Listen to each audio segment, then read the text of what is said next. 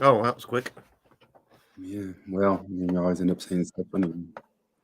Uh-huh. It's live for 7 seconds. And I got the YouTube notice. We are live to the world. YouTube notice. I woke up from a nap. Managerial Mormons. Never cheats the government and the middle manager.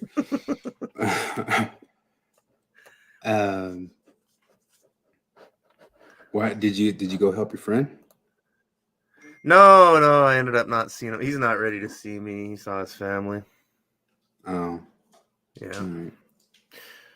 He's not ready to see anybody but family. Fun. Yeah, that was Ecstasy crazy. bereft. Troy. Did Troy see South Park? Going by another alias. Who were you before? Ecstasy bereft.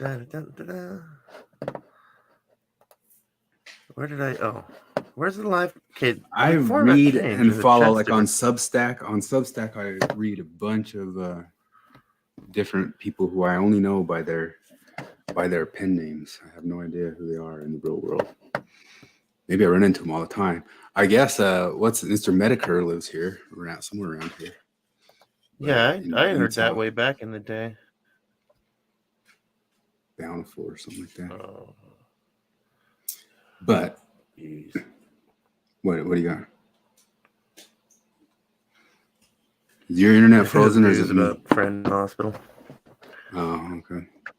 Something seems a little glitchy. I don't know if it's me. It's you. Am I back? Yeah. I don't know. I mean, I'm on Wi-Fi through the floor.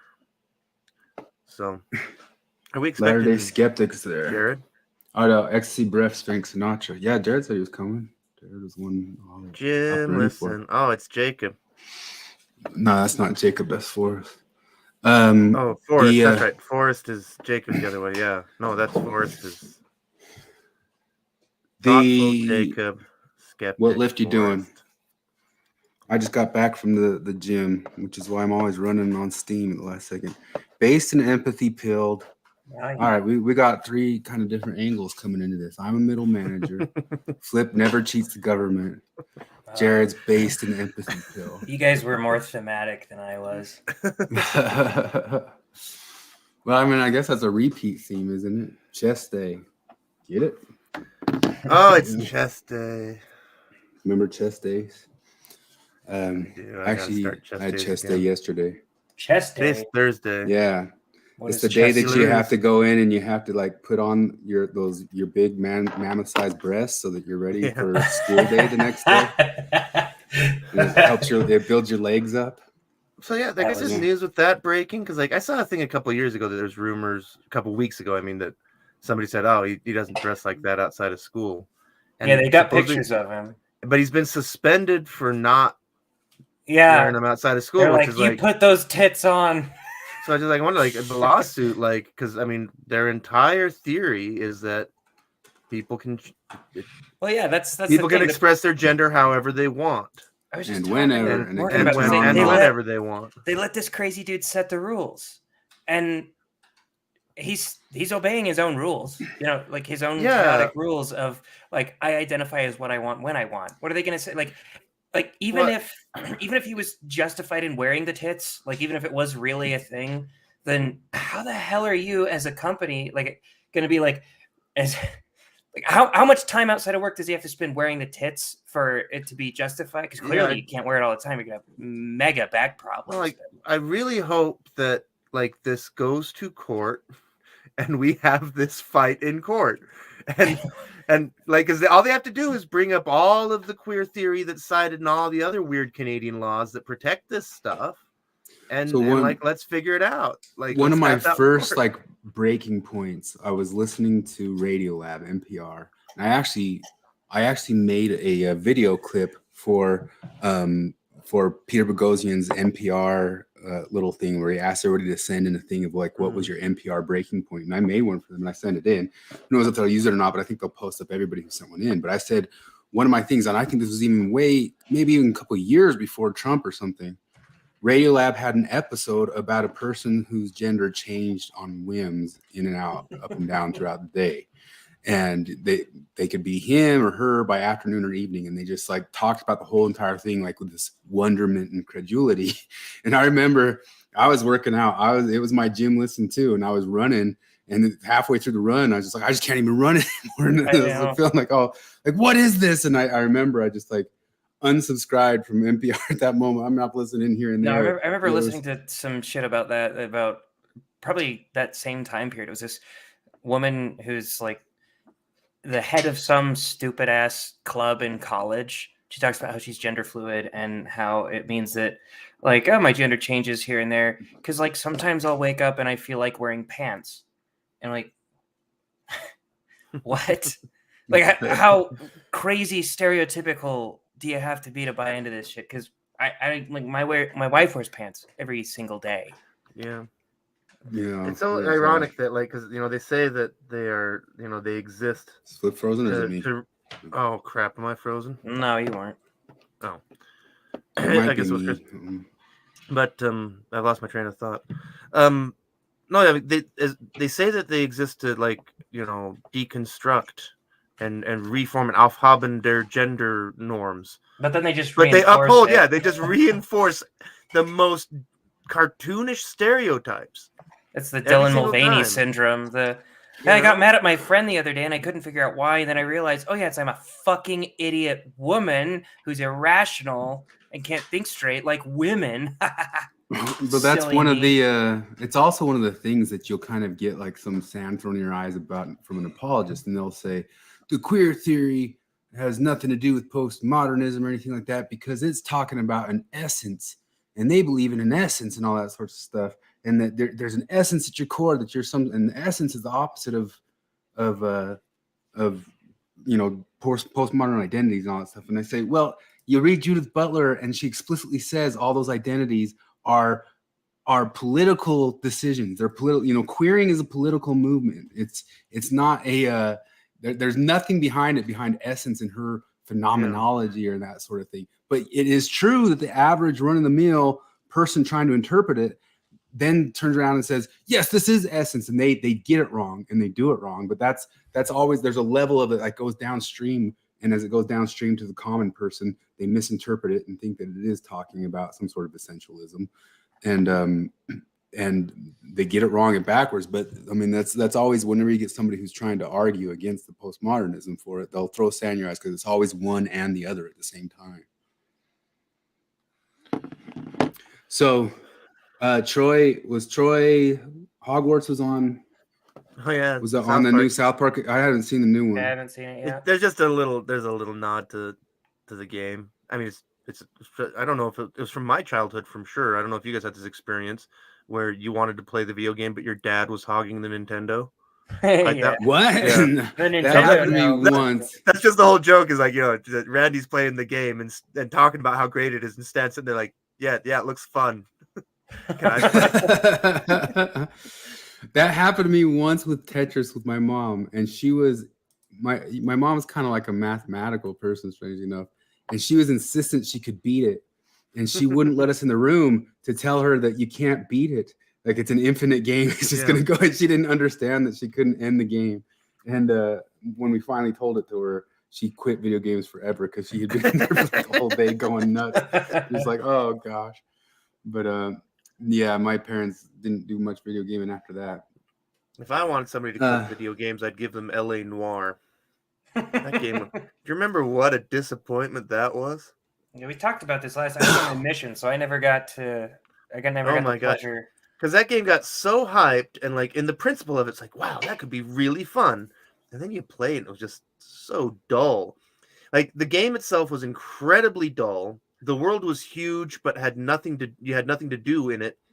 But then the worst part was like the big mechanic, the cell, the detective thing, was fucking broken. It was totally counterintuitive. It made no sense. Like you're supposed to like read their emotions. Not like, I mean, I don't think I'm the only one who felt this way. Like a lot of it was just that counterintuitive and nonsensical. Like that game was just broken. I think it's worth it for the memes. Yeah, I guess what I would have to say. That have to pay respects, as that will never die. Wasn't that L.A. Noire? I think so. Oh. Yeah, I never played it. Oh man, that was so disappointing. Too. If you think this gender theory stuff is bonkers, try having a son who tells his friends that he has a spirit animal, and now everyone at school is pressuring him into identifying as a furry. Well, that's scary. That's one of those things. Like I don't even know how it came up, but yeah, means something way different in my generation as to them on YouTube. But it was like this video was like why I left the furry community. And it's like because it's something I hadn't really. I don't know.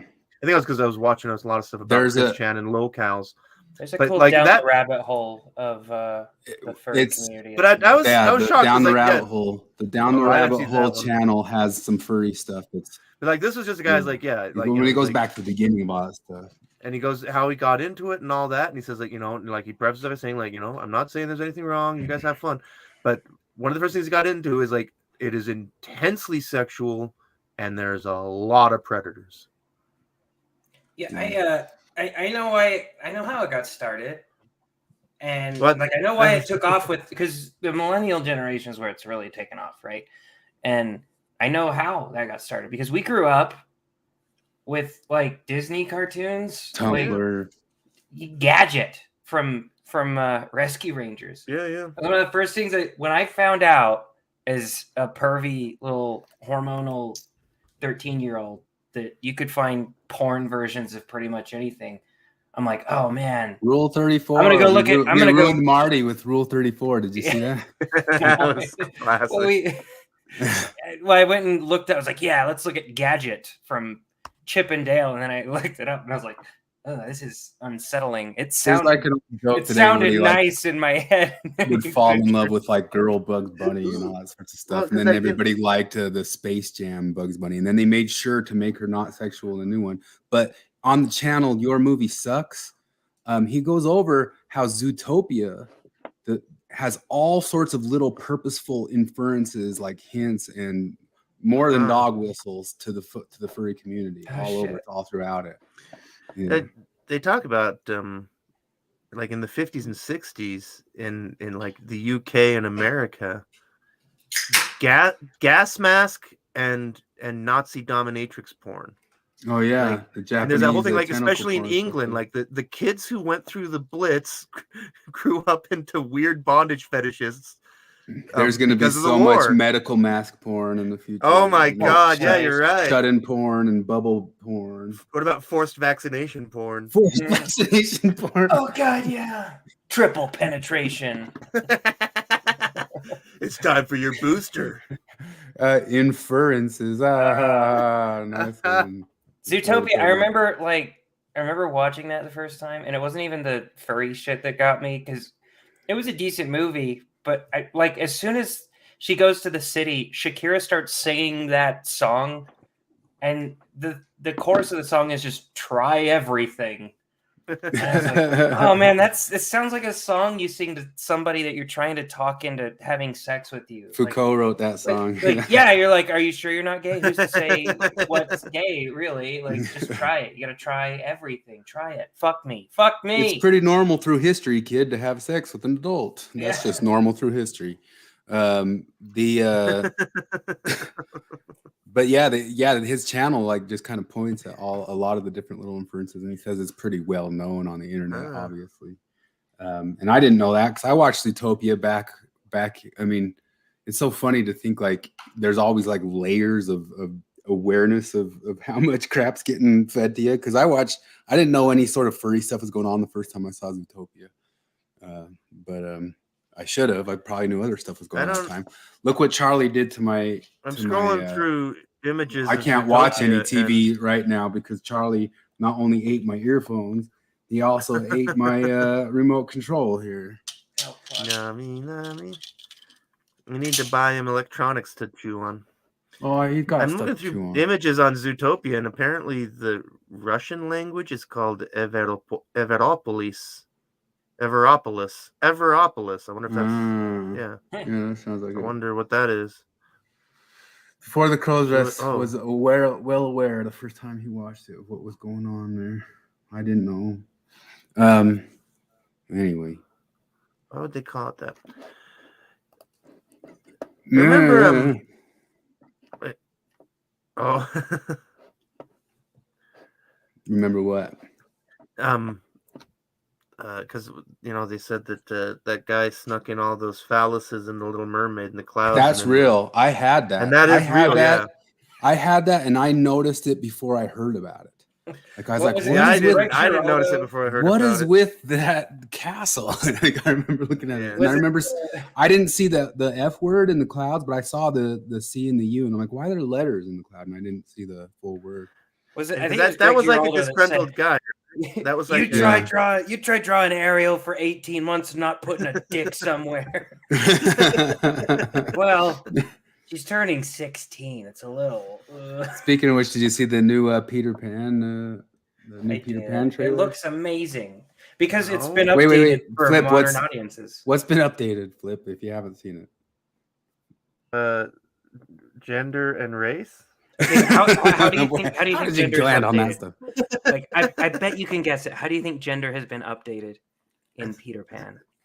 He's a marginalized sexuality.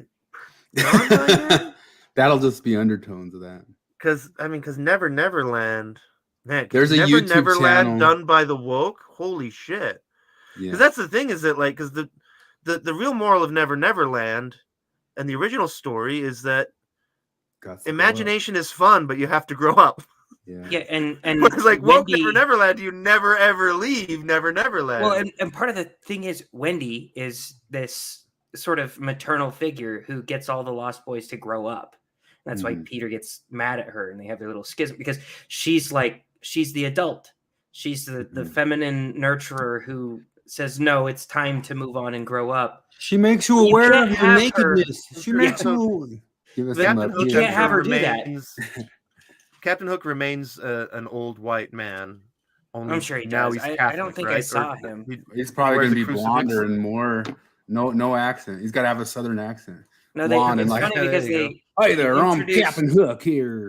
They introduced the Lost Boys, and if there's one thing you think might have changed about the Lost Boys, what do you think it would be?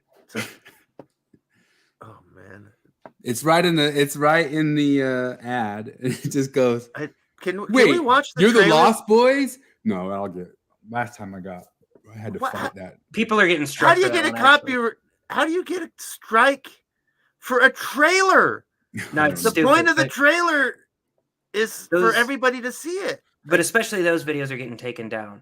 No, it's so weird. That seems like such obvious fair use. Like especially if you're talking about the trailer, that's simple fair use, and also like it's not monetized content; it's a fucking ad.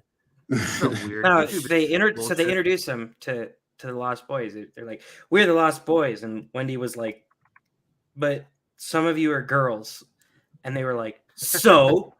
And that's right in the trailer of it. Yeah. Like half of them are like Peter Pan is. I think he looks Hispanic, kind of, and half of the Lost Boys are black girls.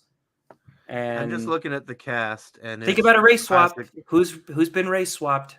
It is classic Disney.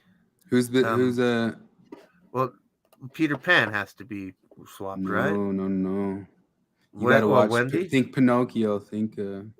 I didn't see any of the new stuff. Yeah, I'm really checked out. It's always the Blue Fairy, the Tinkerbell. Oh, Tinkerbell is Yara Shahidi. I'm looking.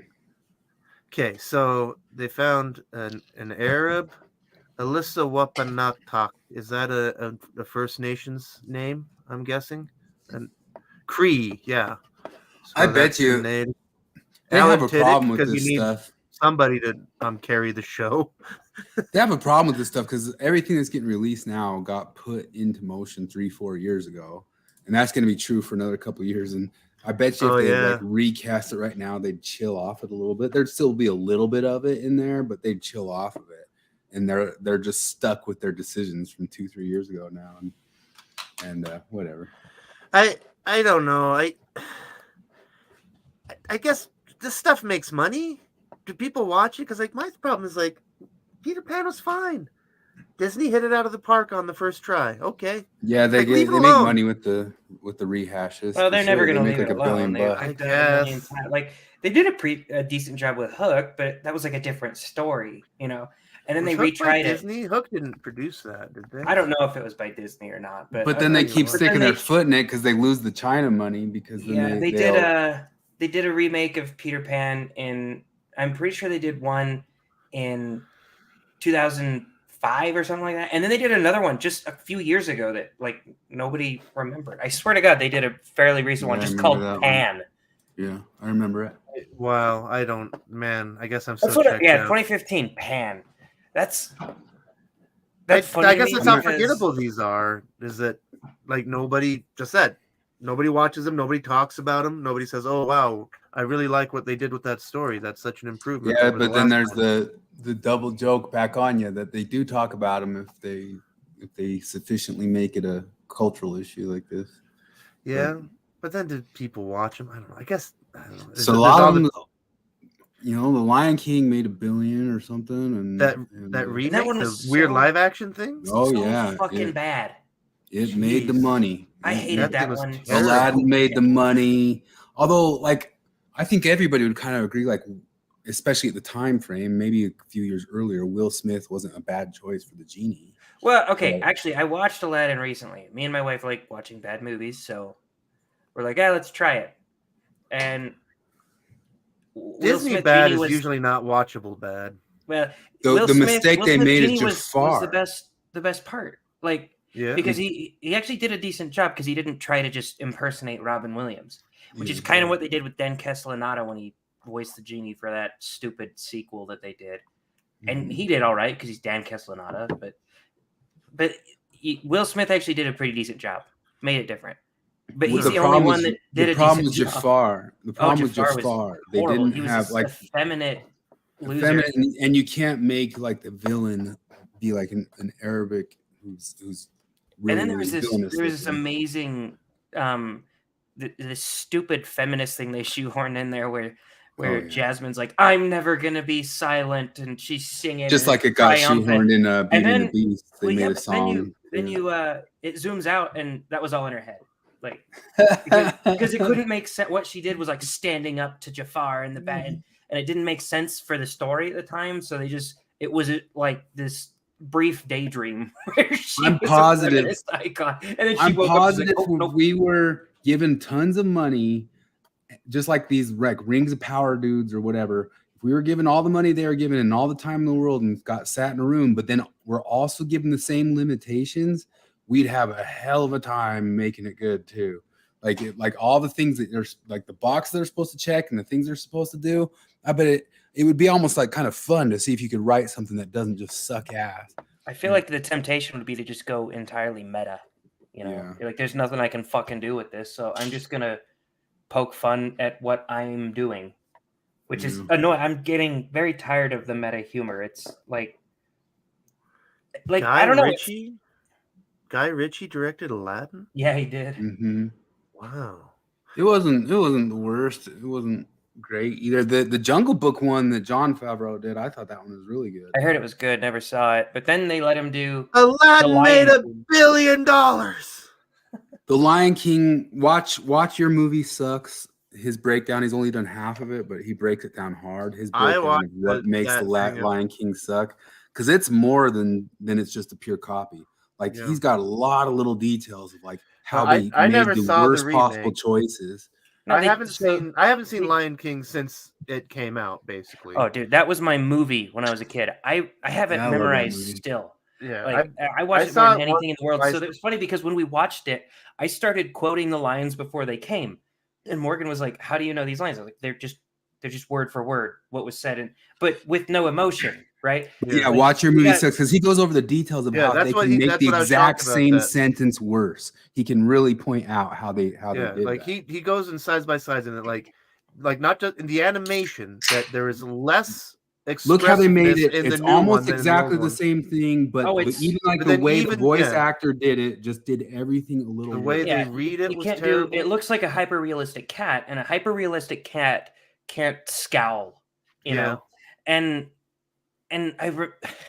it's God, it was terrible. It seriously, except for the only thing that wasn't like a shot-for-shot remake was Be Prepared. That's the Scar musical number.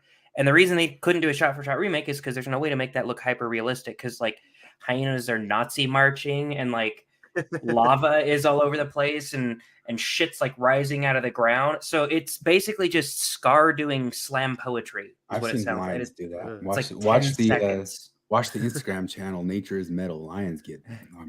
But did you finish the American Psycho 2? I did. I watched both of them in one night. It was bewildering. Like I would have done it the other way around just to finish with a good taste in your mouth.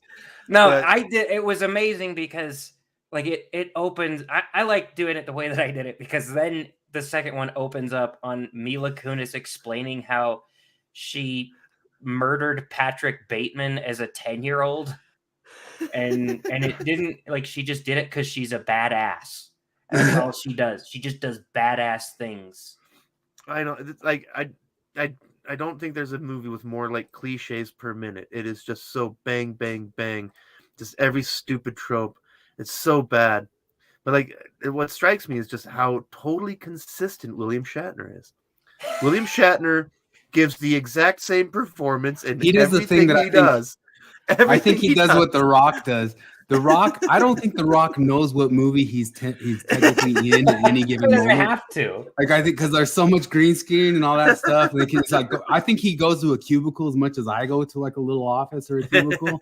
And he just kind of stands there and says, now say this line, now say this line. And he has no idea which movie he's in. It's the same thing with Ryan Reynolds. And this is my prediction. This is a bold prediction. I usually don't make bold ones. But I think there's going to be a revolt against Ryan Reynolds. Because all his shit is kind of the same. He's always Ryan Reynolds. Well, isn't he business guy now?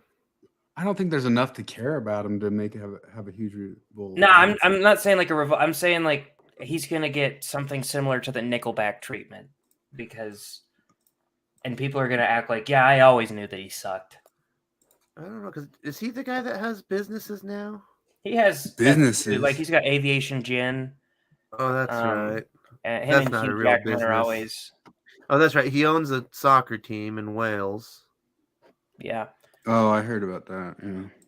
But one of the reasons I say this is because Ryan Reynolds but he was in that Fast and Furious spinoff movie, Hobbs and Shaw, which in our quest for crappy movies, me and my friends marathoned all the Fast and Furious. The best Fast and Furious movie, easily Hobbs and Shaw. Like, it's actually a good movie. Yeah. It's fun. I've never seen a single one. Oh, they're terrible. But Hobbs and Shaw is a decent movie, actually, because The Rock and Jason Statham have great chemistry. Ryan Reynolds is in it, and he has great chemistry with them as well. So they think, oh, yeah, we need to make a movie. People like that Red movie that those two are in. That's what I was going to bring up. It's so bad. That movie sucked so many I didn't asses. see it. But I bet you they didn't know which movie they were in, either one of them, when they're shooting it, because it's the exact same movie. Look at this. This is literally me. Check this out. How I wish I was in Sherbert now. She was broad and fat. I love this.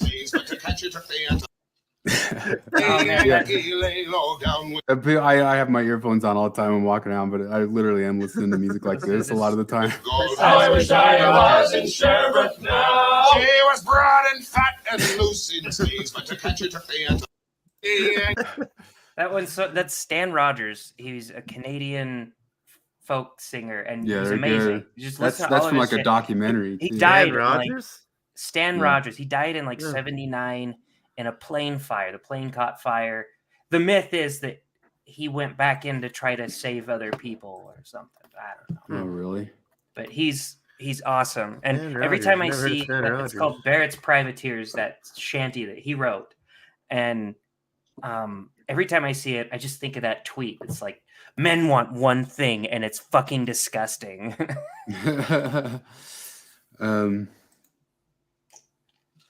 No, but Lion King, actually, one of the things that bothered me about Lion King, it was similar to the thing that bothered me about Disenchanted, that Matt Groening show. There's a lot wrong with that show that made me lose interest immediately. But one of the things I didn't like about it is that they didn't get voice actors. They got normal actors to voice characters. And it's like I'm finding it's a completely different That's like a 15-year problem. Because all of the Matt Groening properties up to that point had like legendary voice actors. You got, Henry Shearer, Dan Castellaneta, Billy West, all these people. And then you get like just normal people to do their normal voices in Disenchanted. And that was one of my big problems with it. It wasn't the only problem. But they did the same thing with The Lion King, right? You got people who were pretty decent voice actors or who had distinct voices like Matthew Broderick. Or sometimes it'll mess you up because you'll hear somebody and you kind of recognize the voice and it'll drive you crazy, especially the time before you could just like look it right up on your cell phone. But then this one, they get fucking Beyonce. Like, she's not even an actor. She's a great singer. But come on. Yeah. Ready to see an apology? Okay. We've done 30 minutes of... Uh-oh. Dear brothers and sisters, I stand before you today with a heavy heart and a deep sense of remorse. Is that AI voice? Oh, yeah. It must be. Nobody's impersonating that, right? Yeah, he's not going to apologize for anything. Jesus Christ of Latter-day Saints, we have always strived to uphold the highest standards of integrity with our financial dealings. As you may have heard, recent reports have revealed that the church has been illicitly hiding a $32 billion investment fund behind shell companies. We acknowledge that this was wrong and we take full responsibility for our actions. We recognize that this money belongs to the Lord and that we are stewards of it, charged with using it for the greater good of his work on earth. However, in our zeal to maximize the returns on these investments, we made a grave error in judgment. We hid these earnings behind shell companies, and in doing so, we failed to live up to the transparency and integrity that we espouse as a church. We want to offer our most sincere apologies to all of our members and to the wider community. We recognize that we have fallen short of the standards that we hold ourselves to. We will continue to pray for guidance and wisdom as we seek to make things right. I leave this with you in his holy name, the only name of the begotten, the same name of your best friend and brother, Jesus Christ. Amen. I like that new ending. That's a good one. Best friend? Is that best something? Friend, that one best was friend and brother. That just added in, or is that something new that kind of goes around? I don't know. No, that's just, I think they were just making... Did AI come up with that? I wanted to make it as... I bet it's a script that they had to write that then the AI... I don't know how it works, but I'm assuming that's what it is. I wonder. But that does kind of sound like a weird mistake that an AI might make. Yeah. But that does also, that's a shock. I mean, that is exactly how that would go if it were to happen. We'll continue to pray for wisdom and guidance. Like, okay. But yeah, that SEC thing, I'm still a little fuzzy on it because of the details. It's one of those things where, depending on who you talk to, it's the biggest thing in the world, or other people say, it's nothing. But yeah, well, the problem is it's only the people. It's only the people that want it to be a problem that say it's a problem. And it's only the people that want it to be nothing that say that it's nothing. So, I don't know. I guess so, because like nobody, there was no shenanigans with the money itself. Like nobody was taking it. It wasn't being misappropriated. This was all about hiding it from who? From the feds or from just everybody? From being visible to I'd say to be to everybody. Just because in general, you kind of don't want people to see that you have that much money. Nobody really does, unless you're Donald Trump. I mean there's some people like get want to exposed show for having off $100 billion, and what's another $32 billion on 100? Is that that's the $32 billion that changes everything? I don't see. That's kind of the problem with this. It feels like the $100 billion because, like, they say that this thing happened, and I'm like, look, I hear your claims that there's shell companies and whatever, but I know how often you just lie about shit, that you sensationalize things that you want to be sensational. Yeah. And so, like, I don't trust you, and it angers me the amount of fucking legwork I gotta put in, like, confirming these. Like, when everybody's telling me that Scott Adams said a racist thing, I was like, he probably didn't. And now I got to go through a fucking 2.5 hour live stream to try to find the racist thing that he said. And that whole thing's evolving into a whole lot more just from the fallout from it. But that's what happens with this. It's just like when the 100 billion thing came out, and everybody who wanted to hate the church believed it, and they were all like, "Oh, look at this! They have $100 billion, and they're still asking people to pay tithing." And I was like, "Look, I don't like the way that they ask people to pay tithing. I don't like that they say pay tithing before you pay your rent. But why would a bad thing be worse when you have more money? Like it's like standpoint sin, Like your sin is greater because I don't know, you were rich. Like if you kick a homeless guy, is it worse because you have a lot of money? And so, and that's kind of the problem. Is like, I don't really care. And I wasn't that surprised when they had that much money. It wasn't like if somebody would have asked me to estimate the net worth or whatever of the church before that came out, I probably would have said, billions and billions, like I don't know. Yeah. But I think I mean, I'm okay with the church just holding on to a whole bunch of money. Like if there's anybody just hoarding money just for the sake of someday we'll need it for something, it should be the church. So I think what it is people they're really afraid because people don't like when they find out that the church is run like a business, and it obviously is. Yeah, that's a big thing. And people don't like that, so the church is like, well, we don't want people to know that, and so I think just fuck it, tell them you're like a business, and just be transparent about that. We talked all about this behind the scenes, and because and that's I mean, where we ended up was get into that, but it's also I think it's also kind of it's a weird take because I mean I think that I have an excuse or defensive take of them, but I think inside of that there's also a huge critique of the bureaucracy of it all. Yeah, well, because you make the case. It's like, no, this is them doing what they really believe, and like this is just how it's done. Like this goes back to that Trump thing that I just on a whim I rewatched the Dave Chappelle thing, but where he talks about like Trump is like, yeah, I'm abusing the system, and so is everyone else. Like that thing is absolutely there.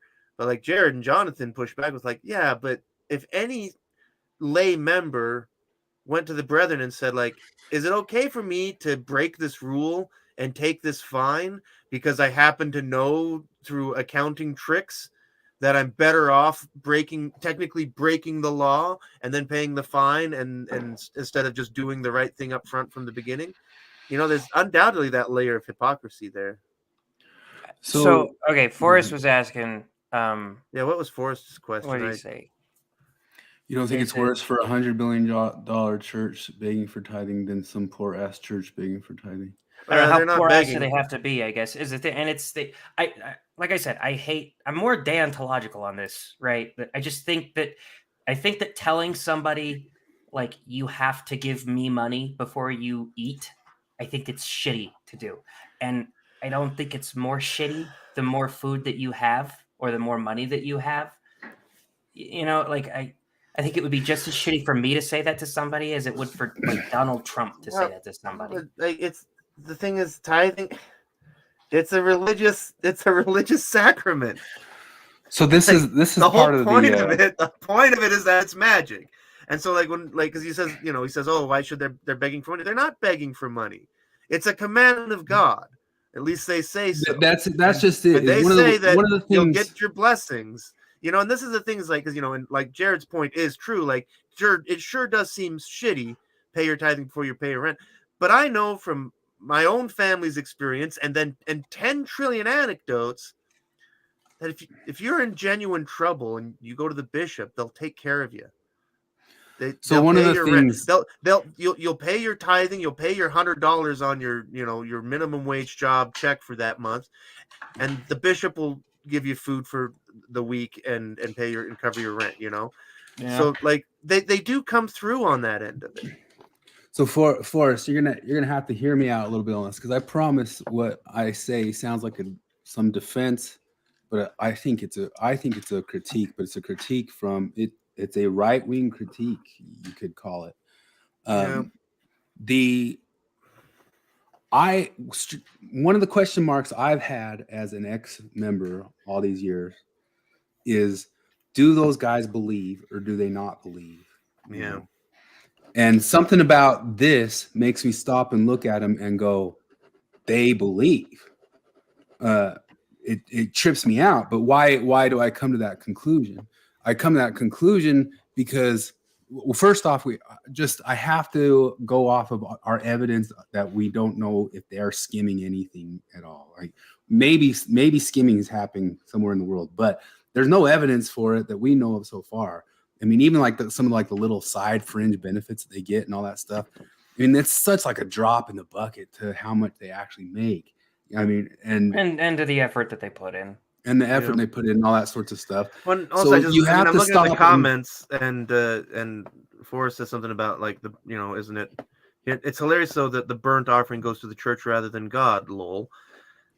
I think on the broad spectrum of churches, the church is fantastically responsible with its money. That they're not ostentatious. There's not ridiculous expenditure. They are like. Kind of what Chris is getting at is this just shows how good of stewards they are with their money. Like, it's the details of how good they are at. I sometimes think money. Like if I was entrusting somebody with like my brother or something with money, and he wanted me to do the best with that money and maximize the most with that money, he would make a lot of the decisions or the types of decisions those guys make. And if you're inside of like any sort of accounting office or have backroom experience at any sort of place, I know RFM and those guys like to point at, but what's his name had an MBA and all that sort of stuff. Go get an MBA. All you learn from that stuff is, hey, you could do a sale organization and this is a way to get a tax credit. That's what you learn from an MBA. That's the United States of America. Or you learn that, hey, the penalty for this thing is less than the money you can make by just eating the penalty. That's another thing MBAs learn. Forrest, I promise I'm getting to a critique, and I think it's a big critique. I do. But to me, like I always kind of didn't know if those guys were like what they were doing or believing or not. And I'll leave it on a table that maybe someday it'll be revealed that these guys were skimming somehow, somewhere. I could leave that on a table. And that would just change everything. Just no evidence of it. If we don't know that for sure, what on earth are the motivations? Like it doesn't make any sense. It doesn't. And so like I listen to RFM and different people. Their kids can't inherit it. They can't spend it. I have the screen pulled up. We could kind of go through it for a little bit, but RFM kind of trying to review like what's going on with these guys is greed. And I kind of go greed. Yeah. Like greed. I don't understand a greed analysis of this thing, Let me listen to it for a second. Is that playing? The rest of it, this one, there's 3 Joseph. You guys hear that? Yeah, it's on speedy mode. Speedy doubles, double speed. Worthland quotes. There's an Elder Oaks quote and a Gordon B. Hinckley quote. The Hinckley quote and the Oaks quote to me are most important because these two men would have been part of this whole thing. So Elder Oaks says the white collar cousin of stealing is fraud, which gets its gain by lying about an essential fact in a transaction. Scheming promoters with glib tongues. He's talking about himself here. Scheming promoters with glib tongues in ingratiating manners deceive their neighbors into investments the promoters know to be speculative. And your neighbors do investments you know to be speculative isn't taxation from the government. But yeah, these aren't analogous things. No. Not by a long shot. Make fraud a hard crime to enforce, got enforced here, but the inadequacies of the laws of man provide no license for transgression under the laws of God. In other words, he's teaching that Jesus would not be okay with the very thing they chose to be okay with.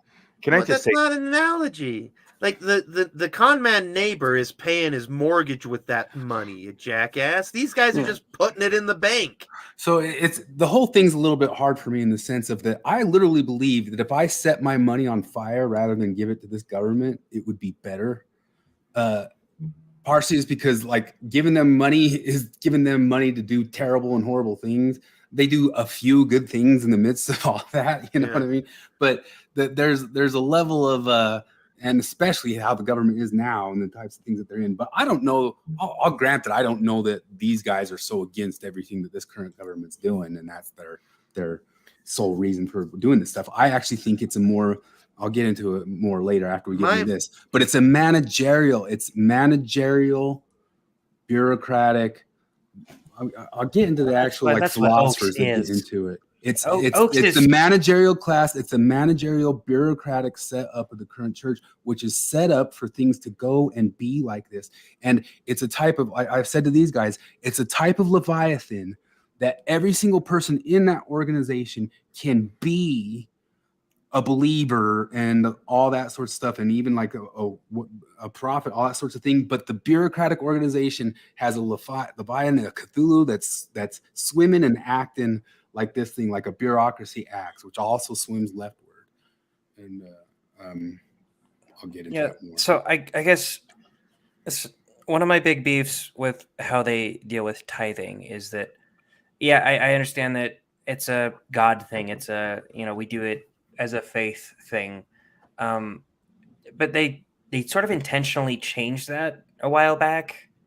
And there's this, like, one of the best examples I can think of is that in the teachings of the presidents of the church, the little booklets that they give out for Lorenzo Snow, they've got that convenient ellipses, right? Where it quotes him as saying, "I plead with you in the name of the Lord, and I pray that every man, woman, and child shall pay 1/10 of their income as tithing." But when it says man, woman, and child, it has ellipses, shall pay 1/10. And then what the ellipses is leaving out is who has means, So somebody had to be a dick and change that at some point. Somebody did a shitty thing there, and for now that's what it's like. I get it. It's a thing of faith or whatever. The simplified but probably not wrong history of this is because like tithing was optional up until was it basically coming out of the 20s and 30s when the church was broke, and then they mandated tithing because they were going bankrupt. Yeah, but and then just I get that, but I wish that it would have been there's nothing more permanent than a temporary program. That's with the government. With the church, that's even more so. No, so it's things like this that I really don't think I'm with you that I always push back on ex-Mormons who say, "Oh yeah, these guys at the top know it's a farce." Like, no, I think they believe in it, including Oaks, who I think is very skeezy. Like he tries to weasel out of shit. I'm actually, because I kind of believe in the idea that every one of them's kind of their own person a little bit, but then they act in uniform, and that's some of it because I've heard the little differences in the battles between like Hubie Brown and David O. McKay back in the day and that sort of stuff. That was one thing. Like for my evidence of Chris's credit on this, I remember you telling me way back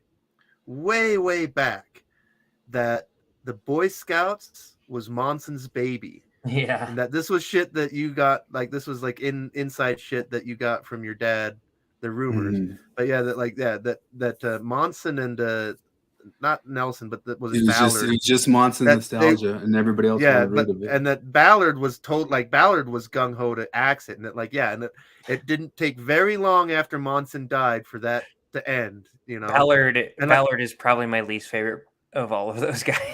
If I recall, I think Ballard was the guy who wanted to axe the Boy Scouts. And really? Monson's he did. He had his whole secondary program built to try to implement it in place of it, which I don't think they ever. But and I remember Chris telling me that. I'm like, interesting. And then many years later, Monson died, and then a little late after that, the church announces they're cutting ties. Like, oh, well, go figure. But I think all these things I really think it's a critique that even like Mormons. I know that Quick, and I know that Jacob, and I know the Midnight Mormons feel this and know this too. And it's that organizational structure is safetyism. Safetyism acts like wokeness. It has the exact same result. Lawyer, managerial class, the cause harm, the lawyerly class, the only hiring bureaucrats. And this is all kind of going back. I've been reading James Burnham lately. James Burnham, 1941, wrote this book called The Managerial Revolution. That book influenced Orwell. It influenced like the paleocons and all those types of people who are against neocons and all that sorts of stuff as well. But think of like everybody knows the Pareto principle now from Peterson, right? That money goes to the top and all that stuff.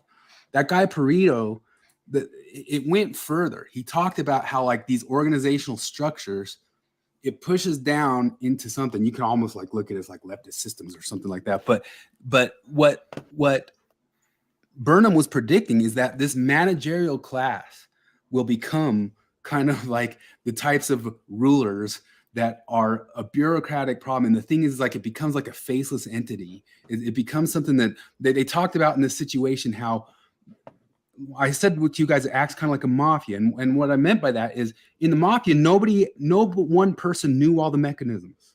Like, no one person knows all the mechanisms, and that's how you get away with stuff or do stuff wrongly, because there's nobody to come and point at to say, hey, you knew that was the thing. They brought in a different person who only saw the signature sheet, and that person signed this signature sheet, and this person saw that, and they could say that, all the way up at the top 3 guys knew. No, they even decentralize that. They make sure that they all just kind of, I don't know what I signed. And then the managerial class sort of acts like this complete authority, and it's a problem. It's a bureaucratic problem. It's a bureaucratic problem with this church, and it's also a bureaucratic problem with, like, the way they select new people and all that stuff. And that's kind of what the deal is. Like, I kind of say, like, rehire some, like, salt of the earth people, but they're not going to do that. They're only going to continue to hire managerial people. But that's one of the critiques of Burnham from 1941. It's from here on out, all there's going to be is hiring of bureaucrats who have technical know-how of how to work and weave around red tape. And working and weaving around red tape is going to become the new type of authoritarianism. So one of the things that influenced was George Orwell's Animal Farm. So Animal Farm, the whole thing is, if the piggies take over, they just become like the farmers or something like that too. It just happens again. But think of the Pareto principle. No matter what, all the money rises to the top. Well, the managerial class thing is kind of the same thing with the Pareto principle of Animal Farm. Animal Farm can be viewed as like a critique of socialism, but it's actually kind of like a Pareto principle of any managerial situation is going to go the way of Animal Farm. It doesn't even have to be socialism. It could have been some, whatever the horses proposed or something like that. And this bureaucratic system that they are working and operating and living under it has to move towards bean counting. It has to move towards, and it's one of the technocratic critiques of what's happening to our society in general right now, that we have so many middle management, like most of wokeness is middle management fuckery. Middle management. And that's why I put my name there as Chris Middle Manager. This, like, middle managers are Stalin. Stalin was an HR director. Like, the way he got into power was middle management fuckery. And so all of this, and the way the church has been selecting since the David O. McKay era for more and more lawyers and middle managers and people with red tape know-how, and then you decentralize within the thing, because it's not saying it's like purely decentralized, like we would like a good system, like a more kind of libertarian classical liberal system. No, it's like decentralized in a mafia system. You see what I mean? Were you ever an AP on your mission? Me? No, I was a zone leader. A zone leader? You got up there? Yeah. This makes me think of mission hierarchies, right? And well, I knew in my mission that the guys who begged for it would get it. I know, that's the thing. You knew the guys who were really, really fucking gunning for AP. Yeah, mine happened because I was in this weird little outskirts place, and some guy fell out and couldn't do it. It's like I fell into like a zone leader. See, I never did that. I was just a district leader. I mean, I was a dog shit missionary. Like the first year of my mission, I was good, and then the second year, I was like, I fucking hate this. So but I was in an area that had 3 companionships, and 2 of them were sisters, and I was the senior, so obviously I was going to be the district leader. So they made me a district leader. And then the most annoying person I've ever met was like, I'm trying to tell president that you need to be my zone leader companion, because the bean counter butt kissers. No, I hate you. Yeah. I hate you, and I hate everybody who's gunning for zone leader positions.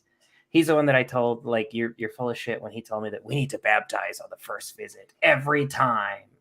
It's revelation from God. And I was like, no, I don't believe you. I'm not going to do that. That's fucking stupid. But it's all those people. I get what you're saying, the middle management thing, because I noticed that at work, the people who strive for middle management are the ones that you just really never want to get it. Yeah, that's exactly it for us. Yeah, that's what I'm saying. That manager bureaucratic class is it. They can all be believers. We can grant them that they're The prophet thinks he's the prophet 100%, and this can all still happen and look as horrid and terrible as it is, because that's what happens when you give up your organization. I mean, it's secret combinations without even like the full awareness that you're doing the secret combinations. And it was predicted. It was predicted by anybody who kind of started looking into these systems. And most of these types of people who talked about it, they kind of get flushed away into history. Another person is Sam Francis. He's a paleocon, wrote in the 1990s. He wrote Leviathan and Its Enemies. And he was talking in detail about how these managerial, middle management, what we talked about, because I always say like, well, what is wokeness? Donald Trump's the president. What are you talking about wokeness? It's because the middle management, all the mid-level institutions have been overrun by something else. And the Mormon church is no different with it. It's run over by middle management problems. The structure is, and I think they couldn't say it like this, but this is another thing too. I thought about this. Like, this might sound bad or something like that, but if I go on to like these Midnight Mormons or Quigs podcast and all that stuff, and I say to them, I like you and I want you to be prophet, am I risking them getting in big trouble? You know what I mean? Because we know that the ruling class doesn't like stuff like that. You know what I mean? Yeah. And they could suddenly be like, hey, my podcast's all good. We sustain the brother, and we have some questions here and all that sorts of stuff. But that goes back to like that. Any sort of echo comes out of like, hey, no, wait, maybe these leaders aren't bad and you would be better. Because when Stalin was doing the purges, being popular and close to Stalin was more threatening to your life than being unpopular in a lot of cases. Like, because he was worried about the people that could replace him, and so those were the guys that got it first. But I think that critique, to me, it fits more just in the sense of they don't have to be greedy. Because like the RFM, we could keep listening to that one, but they try to describe these greedy guys, and they go, but they only make $120,000. And I'm like, well, so something's off on the analysis, unless they are skimming somewhere somehow or something. Yeah. But no, I think it just has to show that it's real ideology, which to me is kind of like a bit of revelation, because I'm always kind of one going like, do they believe or not still, even like kind of, but to me, it's like, this is like one of the signs like, oh no, like they're worried. I think they're worried of members not paying their tithing, not because they need the money. It doesn't go in their pockets. I think they genuinely believe 100% that those members got to pay 10% for their souls. Sure, they need the blessings. Well, and it's a retention thing. It's just like going on a mission. That the mission is every bit as much about the retention of the missionary as it is about, gaining new membership. I have to imagine that return missionaries are significantly less likely to leave the church than non-return missionaries. I wonder. And so I like, because I've often there's sort of a sunk cost thing too. I watched right when I left the church, I was reading every post on Ex-Mormon, and I saw, I'll never forget it. It was just a post that just said, what the hell now? And this guy saying, I'm 73 years old. The only feathers in my cap were that all of my kids served missions and got married in the temple. And now I think it's all bullshit. I've put hundreds of thousands of dollars into tithing money. What the hell now? Fuck. There's got to be like a sunk cost for the amount of tithing that you contribute and the amount that you're willing to look away from for things that might break your testimony at some point. I don't know though, because like I know a lot of people like that had wonderful Mormon careers, as you could say. Like that's one of those things. Like if you like church and you maximize it, it's great. Like I think about my aunt and uncle, and like they've had wonderful like personal, religious, and professional careers, and they've made a gajillion connections, and they did it all the church way. It fucking worked for them. I don't know how else to put it. Like it worked. So like there you go. Like I think they got their tithing money out of it. They got their value out of it because their lives are amazing. Yeah, I get that. I don't get it because I have no fucking clue how you could like. I could make myself. The most Mormon I've ever been was the most like depressing my life has ever been. Yeah, but that's because I mean, but part of it is like I think they really believe, and that's like we're talking about. Because like I always struggled with belief. I always did. I'm It starting never to, made sense. yeah. Yes, I'm yes, deciding over the Forrest. last couple of years that like maybe I was just one of those people that legitimately never believed. Yeah, Forrest. I mean, that's 100% it. But even because these guys doing it are at the top. But yeah, that's what I'm saying is like that incentive's not greed. It's kind of like the difference between a Marxist. People will say like Marxist analysis. Marxist analysis always just follows the money or something like that. And that just doesn't really make sense here so much as kind of just showing, making the proper choices for the mechanism. Yeah, And, I would say that following the money doesn't. It's difficult to follow the money in the Mormon hierarchy and that's why I'd say that I think that they clearly believe in the shit that they're saying, is because like Mormons love to point out, a lot of these guys could have made a lot more money had they never been, and they would have worked less too. Well, like that's the other thing. Yeah. But I think even the ones God inside of it, the people outside of it, inside of it, everybody kind of has to stop and look and say, this LLC going on here, this machine, this is a machine, this is a Leviathan. There's a thing moving here. And part of what moves, because we've been saying for a long time, for a while, that very money might be like the ring of power that could bring them into the ESG changes. Yeah. Like it's like that's going to be more of what moves them towards Delin than Delin is, because they have to follow BlackRock ESG guidelines, and they're it's the ring, it's the precious and all that sorts of stuff. But it's not them who are getting it. They're all acting on behalf of the machine, of the organism. Yeah. And like so God says to the prophet, build up the kingdom of God on earth. And do that in all the worldly ways using godly principles. And one of those is save money. And so they start saving money, and they keep saving money, and they save money, and they save money, and they save money, and they save money. And now they've got $130 billion, and they're growing. That's true. So they're doing God's work.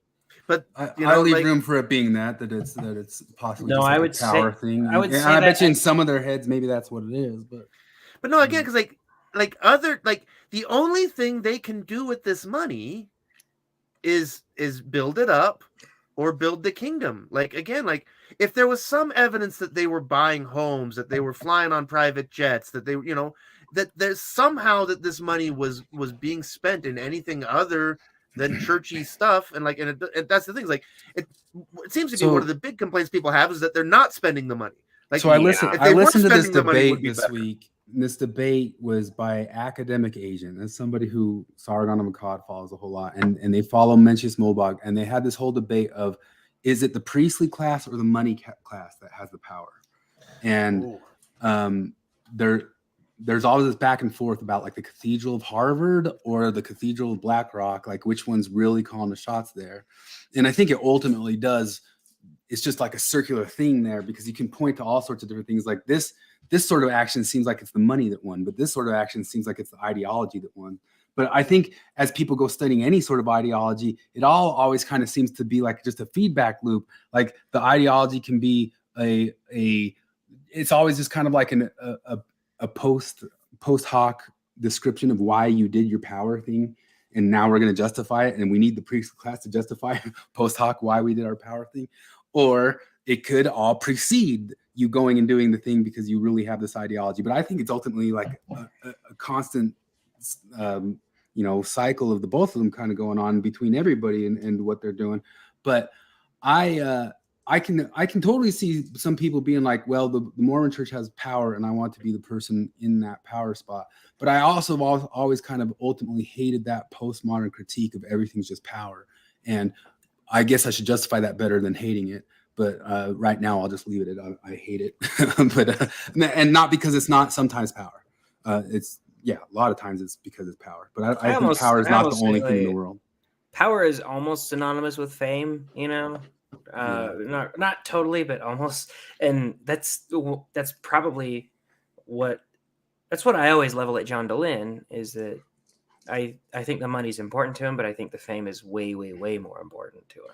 Well, if we could read these guys' hearts, that's what I think about Russell M. Nilsson. If we read each one of their hearts, like it might be power for Nielsen, or it might be true belief for Oaks, you know, and you know, I don't know, but I mean, all the interactions, all the things that they do seems to say we must follow ideology still over all things. We must follow the belief system, and I don't see anything that them screwing, or you say it's screwing over, because there's the presumption from the start that giving money tax, being up and up with tax on the United States 100% from the beginning start is a priori a good thing. And I don't think that they believe that at all. I mean, they probably even have a lot of understanding of inner workings of what happens with that money that they send in. I certainly don't believe that they think in their heads that giving dollars to this administration is some a priori good thing. But I do think that they juggle that with, oh gosh, but you know, we got to be honest, or at least honest enough. But I 100% guarantee in this managerial world where you go and learn managerial red tape, if you go to accounting and ethics accounting stuff, you're going to learn how to do this stuff, not how to not do this stuff. That's the opposite land of how things are actually taught and learned, and upper class managerial knowledge. Managerial knowledge is how to do it, not how to be ethical and not do it. And it's ultimately sold to be like, you can just do this. Just do these couple of like little accounting things and maneuver this and put this category on this Excel sheet and this one, and you did it, and it's okay because that's what the IRS says it's okay. And they even said they had an internal audit. And the internal audit said, oh, the SEC might not agree with it. But if you go inside of any sort of money-making place, if they're maximizing profits, there's all sorts of places that say, hey, if we do this thing, we'll make this much money. At the end of it, we might get this fine, but that will maximize more money if we do it this way than if we don't do it the other way. And that's all on the up and up on how we do stuff, trading stuff on Wall Street.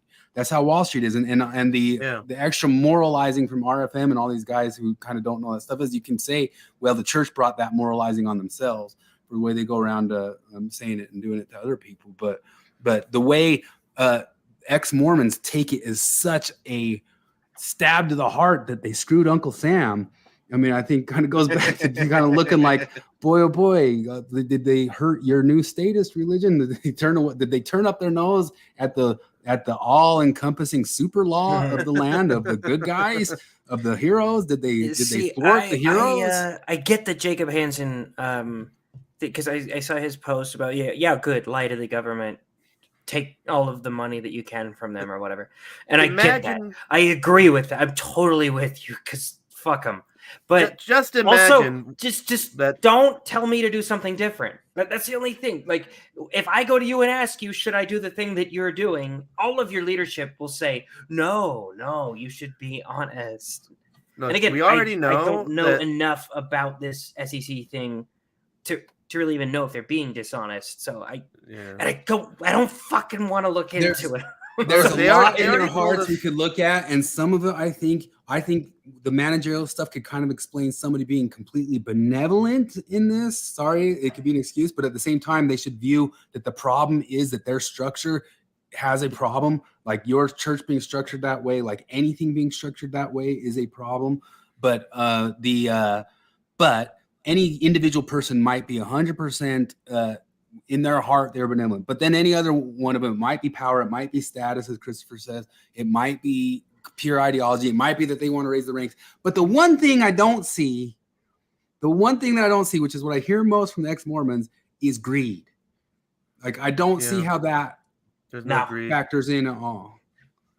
No, they're just upset because that's $32 billion that could be spent bombing Russians in Ukraine. Oh, wait, sorry. 28 billion because you take 4 billion off the top to solve world hunger. But at the same time too, it's like them saying you got to do something to different members. Well, if they're true believers, they can't go saying to members like, we screwed the government, so you cannot do that too. Or you know what, we got enough money. The Bible says you always got to tithe. That's for your soul. But you can stop tithing because we got money. We got planes, man. We got. I guess the message is pay your tithing, not your taxes. I'm saying, like, if I asked a church official if I could cheat my taxes in some way. Like, I got this way that I'm not going to get in trouble, but I could hide money from the government. Should I do it? They'd be like, well, no. They'd render unto Caesar and stupid shit like that. I know they would, and it feels a lot like, when Hinckley said, nah, we don't teach that whole you become God's thing. And because I remember that made me mad, because I was like, no, fuck you. I know these people that are on, like, doing the groundwork for you. These people that believe in this shit, who are coming to terms with this weird ass doctrine that you've given them. And like, no, this is why I believe it. And explaining to people, no, this is why it's okay to believe what I believe. And fuck you. I'm a Mormon and I believe. And then you're just like, what a coward. You're just, no, I don't think we teach that. And that's the apologist line for it, is that, like, well, they say that because, pearls before swine, right? Like, you can't just, it was a wink, he said, we don't teach it, but it was a wink saying, I know, but you get to take the fall and I don't have to. Yeah, I don't. I don't know. This probably isn't as bad, and I need to quit commenting on it because I don't know enough about it. I mean, that's ultimately is it. We kind of don't know what's going on with them, but at the same time, too, is like, I do not see a problem looking at it and saying that what it looks like is that they really believe. I just don't. I don't see how that's not a result that you can come to. And so much of the outrage requires a presupposition that giving that money to the U.S. is such a good thing. Although, I mean, the transparency, I mean, I can see that one, that one, you can kind of say on its face seems like it should be a good idea through and through. But at the same time, though, like, I understand why the church, like, anybody who has something really nice doesn't want to blast it around, because then especially you become a target. In a current, it's part of the Managerial Society of the Lawsuit Society. That's out there somewhere. 10 years ago on Mormon Expression, John Larson not even winked. He basically said, like, ladies, if you want $30,000, $40,000, $50,000, just find a lawyer, make a complaint. The church will pay you, and you'll sign an NDA. That's how that goes. Old John Larson sounds interesting. I see why he's a very different guy. He was a very different guy. Fucking crushes you guys that he's such a dipshit now. It's so weird. It's really weird. It's weird. It's really weird. He was as you would thought a rationalist be. It's kind of like, imagine Christopher Hitchens didn't die, and imagine what he'd be like today. He turned woke. And then Christopher Hitchens pops up and he's got purple hair and he's like, I get it. I have to think that I don't think it would happen to Hitch. I think it wouldn't have. It's a tragedy that he died. I get what you're saying.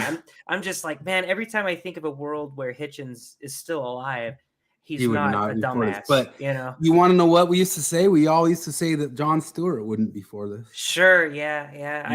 I never really had much exposure to Jon Stewart pre dipshit phase.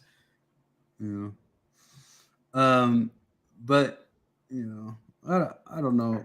I want to get into this stuff more, like a little bit of, I've talked about before. I even brought it up on Jacob Hansen's podcast, and I've kind of just been hinting at it. I was hinting at it from the Midnight Mormons from the start, and it's not that, because I honestly feel like I'm on the side of, like, the Salt of the Earth Mormons. I do. I 100% do. But I know John Larson feels like he is too, and I don't feel like I have like the answers for all of them and all that stuff. And part of me like sits there and like roots for these the bureaucracy of the church to steer the ship right, or at least steer it against the great big Maoist state unification that's going on right now. Even if this thing isn't perfect, if it's against that, it's a good thing. But the Robert Conquest 3 laws, everybody's conservative about what they know best. Law number 1. Law number 2 is that anything that's not explicitly right-wing becomes left-wing. And law number 3, any organization that seems to be going just against itself, you got to imagine that it's just being run by a cabal of its own enemies on the inside. And it's kind of interesting to bring up like Sam Francis, because Sam Francis also was a believer, and there's a couple different names from the time frame. Paul Gottfried, a lot of the paleocons who were the original people going against the neocons, who kind of all got sent under, but they're kind of making a resurgence because they were these guys in the 90s kind of first speaking up saying, hey, these neocons suck. This isn't real conservatism type of stuff.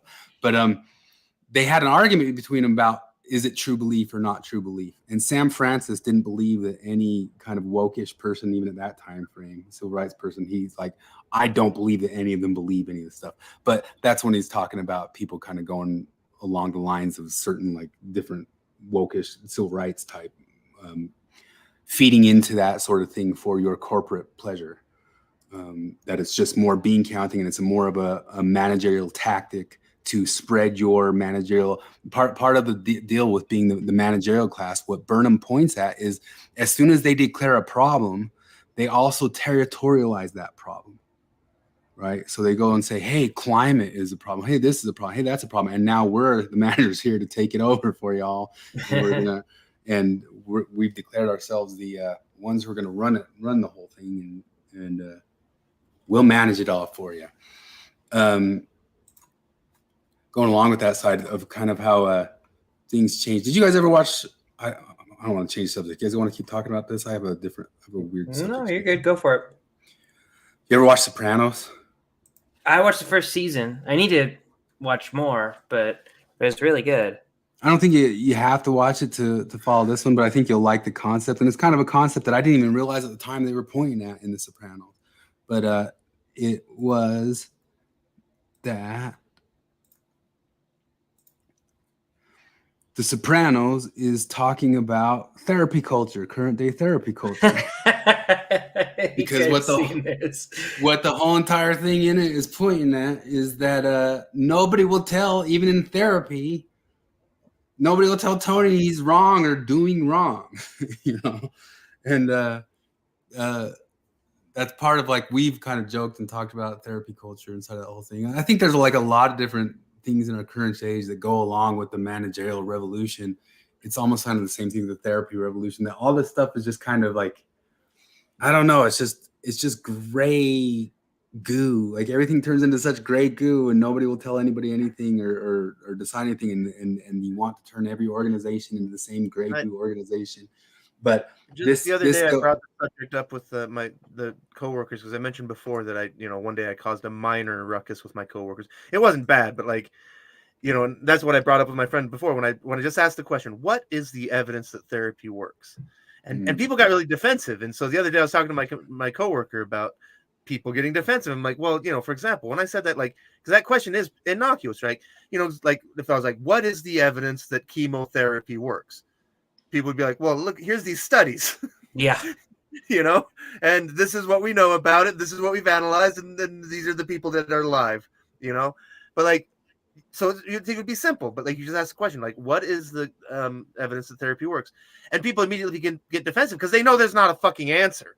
Yeah. The answer is there's no evidence, Yeah, this is. But then, I got happy because, the answer is anecdote. The answer is, I have so many friends that are in therapy right now, and they're all telling me about how helpful it is. And that's the funniest part. It's just like with the trans regret thing, when they talk about how like, oh yeah, therapy is helpful because all these people say it is. Yeah, they have a motivated reasoning behind that, right?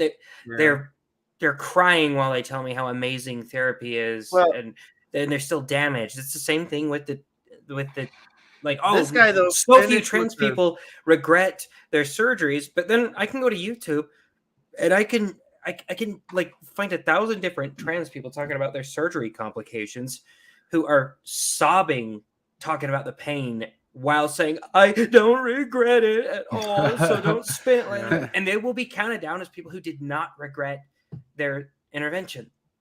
And this story is counterfactual to our claims, though, because he said, I brought up the whole thing about, why do people end up in therapy forever? If it's supposed to make you better, why do you end up with the therapist forever? And he said, actually, I actually talked to my therapist just a couple weeks ago. I think we're about done, maybe a few more sessions, and I'm ready to move on. Yeah. And my therapist said that's good, and I was like, oh, good. There's still some out there that are good, but like part of the thing though, he said like why he got defensive. He's like, well, because I've been in therapy for the last 2 years and it's been great. And I'm like, okay, that's good, but I think there are some out there like the religion when we shit on Mormonism and people are like, well, God damn it, I've enjoyed being Mormon for the last 2 years. Stop shitting on the thing that's working for me. I've brought him up on here before, but Dr. Stephen, I forget what it is, but he wrote an open letter to the American Psychiatric or Psychologist Association about them declaring toxic masculinity a problem or something like that. But you could probably search around and find any sort of good one. But this kind of gets into like why so many of the therapists kind of stink. And I bet you John DeLynn, if he were your therapist, would kind of stink in this aspect too. He especially does it when he's live on the show. And we've got a lot of different clips pointed out where he's actually trying to exacerbate people's upsetness and get it to show it and pull it out and get them to say it and state it rather than get them to maybe think about it or contextualize it. Like if you went to the ordinary doctor's like, I have this deep cut on my arm, and he's like, let's see what's in there. Exactly. Oh my God, I'm so sorry. I'm so sorry. How does that cut make you feel? And especially if I just wrench it open like this. I'm so sorry. This points out, let's read just a couple of them. Tony attends therapy because he's begun collapsing from panic attacks. It's generally a dangerous condition. Throughout the show, he injures himself, falling asleep, passing out while he's driving. He gets seriously hurt. Betrays painful levels of stress he's living with. Dr. Melfi offers 2 treatments, Prozac or other psychiatric medication, and talk therapy. Tony and Melfi discuss everything: his marriage, his cheating, his dying friends, his parents, his extended family, trying to have him killed. They even pretty openly acknowledge the sexual tension between the two of them. But there's one thing that they never talk about. They never actually talk about what's causing Tony's stress. Dr. Melfi, like most psychiatrists, adheres to a code of non-judgment. She actively laments having once judged Tony to her own therapist. She's so professionally ashamed of it. She refuses to judge his extortions, his murders, which she is vaguely aware of, or his unfaithfulness, which she's explicit about. At one point, Tony accuses her of judging his sex life, and she vehemently denies it. But Tony needs judgment. That's the only thing he needs. It's the thing he doesn't get from his wife. It's the thing he doesn't get from his friends. It's the thing he doesn't get from his associates. It's the thing he doesn't get from his kids. Even the religious figures are afraid of giving him some judgment. The image is right there, because I said to my friend again, and I mean it even more now than ever, because like honestly, at this point in my life, I would rather $150 that I would spend on a therapist, I would spend $75 and put it in the box at the Catholic Church and talk to a priest. Yeah. I think I would get better advice from a priest than a therapist. Melfi never asked Tony the question that matters, the one that could actually solve his problems, the one any moral person in his life should be pleading with him to answer. Why doesn't he stop? There's this. So actually, season 1 of The Sopranos ends in maybe my favorite all-time. So it ends in maybe my all-time favorite line in television history, and I pulled it up right here. It's Tony explaining what happened. Like crazy shit happens at the end of season 1, and he's just reflecting on it. And he goes, "Uncle June and I, we had our problems with the business, but I never should have razzed him about eating pussy. This whole war could have been averted. Cunnilingus and psychiatry brought us to this." I love that line. Cunnilingus and psychiatry brought us this, because there was this great episode where you find out that Uncle June goes down on his wife, and he's just like, "No, you don't ever tell that. You don't ever tell that to people." That, and so they all tease each other, and like Tony's talking about how, oh God, what a bitch Uncle June is for going down on his wife, and his wife is like, "Well, you go down on me," and he's like, "Don't ever say that out loud." Yeah, the show's great. I said, because I watched it live when it was going on, and the first time you were watching it back then, you were waiting for big, miraculous, kind of wild things to happen. And then rewatching it again, and then if I start watching it on YouTube, like so many other people, I'll just watch little clips again and again and again, and you realize the whole entire thing is just little vignettes of sociopathy and narcissism. Like every single scene, if the scene's in there, it's kind of giving you a hint or showing you a bit of sociopathy. and that's why it's there. It's not there to tell you like this big grand narrative we were waiting for the first time of big fireworks. It was telling you this. Watch this. There's sociopathy going on right here, and that's why it's the best show ever. Yeah, put on. How many seasons is it? How many episodes? 6 or 8? 7. See, that thing's like, No, I don't know, it's because 7. like part of me is like, I don't want to get into a thing, but like I'm working my way through Venture Sopranos is Brothers worth for the second I need time to in the watch that last one. 8 months. Did I think I have the same issue as you do, because you talk a lot about Squidbillies, and there's not a lot of people that love Squidbillies as much as I do. And I like every time I want to watch something new, I'm like, but why don't I just watch Squidbillies? You know, why don't I just watch Aqua Teen or some shit like that? And I've been meaning to finish, like, watch more Sopranos forever, and The Americans. I've wanted to watch that forever. There's a lot of good shit. True Detective. I haven't watched True Detective. I like True Detective. Part of my problem is that, like, if I'm alone, which I am most of the time, I'm not watching anything for a while. I have a hard time. I have a hard time watching stuff because, like especially if it's something good, if it's something like really, really good, I feel like it's going on a trip, and I don't like going on trips alone. I like to have somebody there.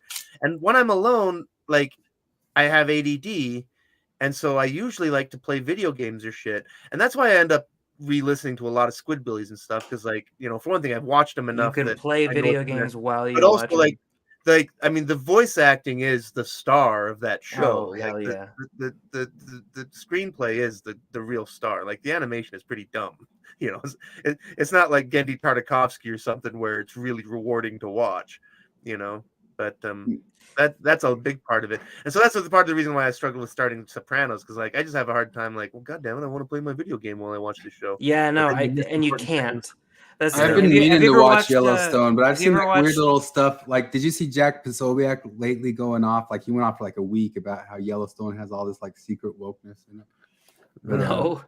Yeah, he was going off for like a week about it, just like showing like little clips of it or something like that. Have you ever watched Fargo, Flip? The TV show? The TV show. I've never watched the TV show. It's my favorite TV show ever. 3 seasons. Like, are great. I like Fargo more than I like Breaking Bad. And I love. I'd put it up there, like one season 1, 2, 3, but not. I need to give for another chance. There's a lot of things. What channel is it on? What stream? It's Hulu. Hulu. Yeah. See, like, Hulu is one that, like, I'm borrowing it and it works on my phone, but not on my TV, and I can't remember whose code it is. Is Yellowstone worth watching? Maple Lake Man. I mean to watch it. I want to watch it because I hear like it's generally pretty good. Even now, I mean, nowadays you have to put up with little bits of wokeness no matter what, right? I mean, I'm watching Last of Us. Although the last episode of Last of Us, I recently just watched the DLC for the first time, so that one is fresh in my mind. Yeah, and that was the DLC. Like, I thought I was watching the same freaking thing. Like, I mean, they moved. Which brings me to my point of why it's difficult. It brings me to my point why it's difficult to even start The Last of Us. Because, like, the things that they change, I think are going to piss me off because they changed it. But then if they go into it and just totally remake shot for shot, I'm going to be like, what's the fucking point? Yeah, and it's sort of a lose-lose situation. I watched that DLC like 3 weeks ago. Just watched like YouTube clips of the DLC and just like, because what's going on here? And then watching this, and they are 100% blended in my head. Like, I do not know which one was which. No, the masks, the Halloween masks. Oh yeah, were the same. Even like mask. all this stuff looked the same. No, that was my brother-in-law. Actually, I guess the good thing that the show is doing is it's making people who didn't before play the game. Because my brother-in-law was pretty young when it came out, and he called my wife earlier. He's like, "Have you ever played The Last of Us?" She's like, "Well, no, but it's one of Jared's favorite games of all time." He's like, "It's really, really good." I'm like, yeah, I'm glad you get to play the game because it's amazing, and it's better. It has one of my favorite endings of any video game. Like, and I'm still stunned. Like, I mean, it bothers me. I mentioned it before that they left out the moment with Sam's toy. The moment between Ellie with Sam's toy. Like, god damn it, that's one of the most precious little gems in that whole story. But the thing about this TV show that I'm worried about, because, like, so far, like I say, like, I don't hate it. Recommends Yellowstone. I'll watch it. I'm gonna watch it. Actually, I've wanted to watch Yellowstone. I don't know. It's like on Paramount or something, right? I don't have that one. I don't know. Oh, I have Paramount. You know why I have Paramount? Because Paramount got the rights to broadcast Brazilian soccer in English. But Last of Us, what I'm concerned about Because one of the best things about The Last of Us is the ending. Yeah. Very good ending. And the thing is, the TV show writers have been aping the story pretty much the whole way. Are they gonna have the guts to do the ending? They better or are fucking do they the gonna ending. fuck with it? Because Here's that's the the thing. It's thing. like, because it's gonna be hard to. I don't know how you do a better one. Here's the don't thing. know how I you think can. they'll have to do just about the same ending. Joel because can't. They kill also Black want to do. woman, not They to also want to spoil do it. the second game. Well, They can't do the They second can't, because game. the second They've game. got to go off Everybody, the second game. they can't do the second game because the fans rejected the second game. I could picture Half them of them doing did. the second The game second after game was- 5 seasons. I don't think they can do it in season 2. The story is. I don't know the when they're story going to is start terrible. doing it, but I think it's going to be shorter than you think. Yeah. And I think because they've talked about it, Neil Druckmann's really big in the production, and he said Druckmann we're- won't, just for we're his not pride, gonna go, he won't we're go not going to back go on it. beyond the second game. You know, we're sticking with the 'cause games. that And so I'm like, oh, that means that they're doing the second game, which kind It's of for means his that pride. they have He to can't end go the back first on one that. mostly the way they ended the first game. Well, because I mean, I never even played the second game. Like I say, I keep waiting. Like, Yeah, I didn't. someday if it's $5, because I heard the gameplay is fun, but like the leaks, I heard the whole leaks, I heard the whole story, and I'm like, okay, well, fuck you guys. Like, thanks for shitting on that beautiful story like you did. Yeah, there's some cool imagery in it. on Like, Peacock. in- Yeah, no, in that's the- everything I hear. Is that, well, it's because this is the thing about The Last of Us was that like I always said, like The Last of Us was a good game. Yeah. It no, wasn't can I? anything new. It I wasn't haven't anything- played. I haven't played the second game, but would you be mad if I spoiled something?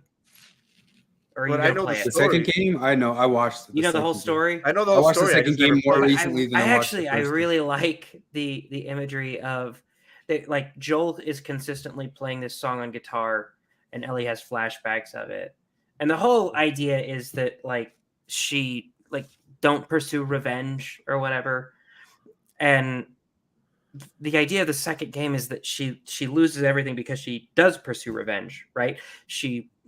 Her wife, fiance, whatever, tells her, I'm leaving if you keep chasing this person. But she chases the person. She comes back to and in chasing the person in the final battle, she gets these 2 middle fingers bitten off. Like, she just loses them. So she's got this left. And then So she can't play guitar. yeah, in the last scene, she comes back to her house where it's empty and dark and cold, and her wife has left. And she sits down, sees the guitar, and starts trying to play the song that Joel played for her. And she So can't. it's got like a morbid ending. Yeah, it's really cool imagery there. It's just Well, the if rest it's of the that game morbid all around the way it. through, I guess that's cool. Yeah, the rest of the What, game around what it is happens kinda in stupid. the what happens in that trans person's ending? She's not really trans. She's just manly. Yeah. So there is a trans character in the game, which is hilarious to me because I'm like, how do you even be trans? Like how do you transition in post-apocalyptic whateverville? You know, like you're in Wyoming in the middle of a zombie invasion. And you're like, we need to raid the pharmacy for testosterone. Like, I think like I stopped. in a world where cannibalism is normal. Like, what is it to be trans? That's all the stuff that's like it loses all verisimilitude. Like you can't watch it if these are obviously preoccupations for first world.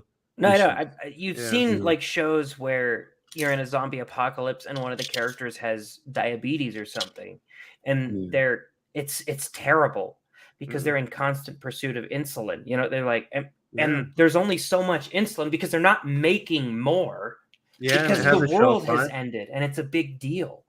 But in this case, it's like, oh, I gotta keep taking my testosterone. Also, I gotta take my anti-osteoporosis medication so that my bones don't break from the testosterone that I'm taking. No, any practical person at that point would be like, okay, I'm done with this transition shit. I'm just gonna survive. But in The Last of Us, the trans character, it's a minor character, I think. The trans character is like transitioning, and you're like, what the fuck? This doesn't make sense. You're taking me out of reality. Do you think any of the kids on North Sentinel Island have gender dysphoria? If they do, they're probably eaten. Well, I mean, I saw that on Twitter today because like now they say that the percentages are obviously higher, that there's like 2.6% of the kids that are actually going to be transitioning trans in their lives. And that's what it was throughout history. And Well, then it's because somebody asked, obviously it's a where's lot. the bodies? Where's the lakes of dead suicidal kids in history? Yeah, obviously it's a lot larger than you would think it is because I'm transgender and I have 4 out of 5 of my kids are transgender and the 5th one is gay. So like, speaking of which, Jonathan's stuff, I watched his stream yesterday, which I didn't catch live because somehow those things aren't being sent to me. But, it's his channel. I don't know what the hell is up with if his he his channel. stuff's getting thwarted. I swear it's getting thwarted. So he's ecstasy bereft, so he's clearly out of drugs and doesn't have a dealer. He doesn't do TV anymore. What does he do? Yeah, what can you do after that? I mean, what's your soma? What What's are your you, soma? working out or You need something? to take your soma. You gotta like your soma. I'm taking this for Japanese rice whiskey. I'm Soma. taking dog shit vodka. Soma. Dog shit brand. Yes, dog shit brand vodka. Dog shit brand vodka. Soma and soma. I go to the gym. Soma. I wish my soma was going to the gym. My soma is eating like $25 worth of Taco Bell while playing a video game and getting drunk.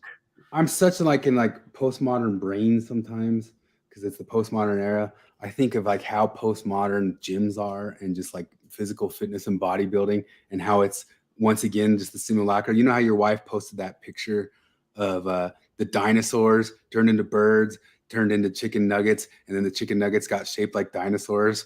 And I kind of go, well, that's me when I get a six pack. I'm not the real thing. I'm not my beet digging farmer grandpa who had a six pack at 90. I'm a fake. I'm a postmodern fake. Oh, hold on. We got a question. Back. Jacob Mayberry asked, would any of you go on John DeLynne's show? Yeah, we've all said so. We've tried to. We've asked to. Look, I got banned from Mormon Stories group, and I got banned. Basically, every this show Facebook started version from us associated with that show. I have been banned from for saying we shouldn't be. I made a video flat on our faces after John Larson requested some people to push back and give them some critiques, and we did that, and we got the door shut in our faces, and that's where we said, all right, well, we'll make a channel. That's where it started. I got kicked off I got kicked out of Mormon Stories podcast community, the Facebook group, because I made a video saying these are my issues with John DeLynne, and I posted it on my personal Facebook account. And I was immediately blocked from there. Like, we're too gay for him.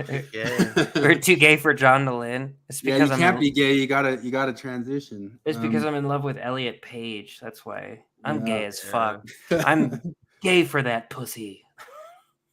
True Detective season 1 is badass. I do love True Detective. That's one of my favorite lines. From I watched Harold and Kumar White Castle like one time, and there's this great line where it's Neil Patrick Harris playing himself, and he like tries to fuck one of his fans, and she's like, "Wait, I thought you were gay," and he's like, "Yeah, I'm gay for that pussy," and he's just like, I don't think they understood how funny that line would be in 10 years.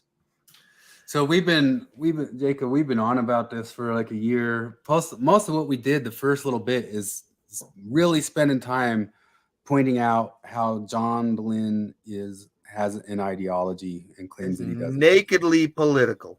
And we just kind of pointed that out again, John Larson and John DeLynne, and they're pulled nakedly clips and pointed out and pulled little clips. That was all coming off of them claiming that they wanted conservative. They announced that they didn't have a bias, and because they said, like, we keep getting complaints about being political, but we're not being political. We'd like to hear criticism. So there we are. The legend and the story behind it is like, we know John Larson, and Lindsay Hansen Park, I go way back with her all the way to youth. We were in the same ward growing up. And we were there and around as Mormon Expression, the pre-Mormon Stories got launched, which was John Larson's stuff. And we'd go to him. We'd show up at him. Flip was on a bunch of the panels. He'd get up. Yeah, and like they'd ask to go up. They asked me to. I was too shy at that time, and generally I was like, well, if I hadn't read this book or the story, I don't want to be on the panel or something. And Flip read all the stuff. So, but we were around them and through that whole time, and we watched when John Larson wasn't woke at all, and we saw him go woke. That was my problem when I had a panel one time, and Morgan didn't want to do it, so she's like, you do it. And it was like post-Mormon parenting and Exmo Lex and me, and Exmo Lex started hawking white fragility. She was like, you guys should read this book because we like really need to be anti-racist and stuff like that. And I was like, oh God, it was like a year before I actually had read White Fragility because I had bought it and I was like, God damn it, I knew I should have read this already, but I haven't. And I told her, I was like, look, we're not going to agree on anything because I haven't read that book, but I'm positive it's terrible. Yeah. You're still trying to understand what happened with Rosebud. I mean, I had an episode where I kind of talked about the Rosebud thing, which is kind of one of our thing going back with John DeLynn. Although if you watched when we were on with Jonathan Streeter, he had us on. I said if DeLynn had us on, I wouldn't bring up that crap. Although we have critiques of it, but our critiques aren't that, hey, John DeLynn, you're a dirty rapist. Our critiques are you don't offer the type of charitable, what's the term? The guilty, innocent. Innocent until proven guilty. Innocent until proven guilty. You don't offer that. You didn't offer that, and I have proofs of it and showed them. You didn't offer that to Kavanaugh in any way, shape, or form. You jumped. You were believe all women except Rosebud. To be clear, our judgment based on the evidence of all of the allegations against John DeLynn concerning mistreating women he is not guilty. We have not seen enough evidence to say that he is not guilty. I want especially with Jen. And he's a raging hypocrite because he is a raging hypocrite. He does not offer that up to Kavanaugh, and then he'll frequently just talk about like hearsay things about any sort of naughtiness that some general authority or somebody somewhere did. So it's believe all women except for the ones that and the wanting it both ways is what we critique, and he would never have us on just for that. But when they were asking for pushback on stuff, I was pushing on John Larson about his critical race theory type stuff. And then his Marxist analysis of Mormon history. Yeah, his Marxist analysis of Mormon history, and then all this stuff that is like they frequently say that they're pretty much in the center and they're pretty much the stuff, but John will get a little political, but we should have some conservative people, some thoughtful conservative people come on and give some pushback. And each one of us in a different way. Marty, who's been on too, just different people raised their hand and said, okay. It's define. Okay, Mr. Define your terms. Like define thoughtful, because I know what you mean when you say thoughtful conservative. Like, we need reasonable conservatives. A conservative who thinks that trans women are women, that it thinks that we owe black people reparations, it thinks that CRT. Like, go on, and what you describe is a lefty. We want somebody who's willing to say that they're conservative, but they're not. David from conservative or something like that. Jacob, we don't think he's like innocent in the sense of like if he was he's not innocent. If he was a middle manager at an organization, I work as an HR director. If he was a middle manager at an organization, he would be termed. He'd be out. He'd be done for all that stuff. The way he talked to her and the way he then moved her out of the organization. He can only do that because he works for a 501c3 where EEOC laws don't pertain to you until you have 15 or more employees. And then they rest on that being a dodge and excuse for why it's a complete exoneration. It's not a complete exoneration. What it is it's not like a full Kavanaugh, he didn't sexually assault anybody. But it was definitely like a mutual lovey-dovey thing, and then that lady got negatively affected for it, which I mean it could be debated how that would come out. Okay, here's the funny thing is that but it would at least be taken up. It would be taken up by the EEOC. And we say not guilty in the sense that because in an American court of law you are not guilty or you are guilty. There is no innocent. There is no proven innocent. And we're not saying that John DeLynn is innocent. Look at this. Just say he's Cody, not guilty. Uber Mormon says he's emailed and said, "Here I am." Troy's told me. I think Troy might have gotten an offer. So he got an offer, and then Troy. And here's the other thing that bothers me: is like, I'm not even a conservative. I'm on the left. Like I am to the left of Bill Clinton circa 1995. That's where I am. So that's what I would say about like Uber Mormon here. I know he's talked to John DeLynn. I have an ongoing open chat with my wife and Uber Mormon. We talk about this a lot. He's reached out to him a couple times, I think, and I would put Uber Mormon as to the left of me, right? Like that might not be a fair characterization, but I wouldn't. If part of it is just that I don't like the way he characterizes people who don't believe the same I do. You know, but conservative compared to this absolute bullshit that's coming out.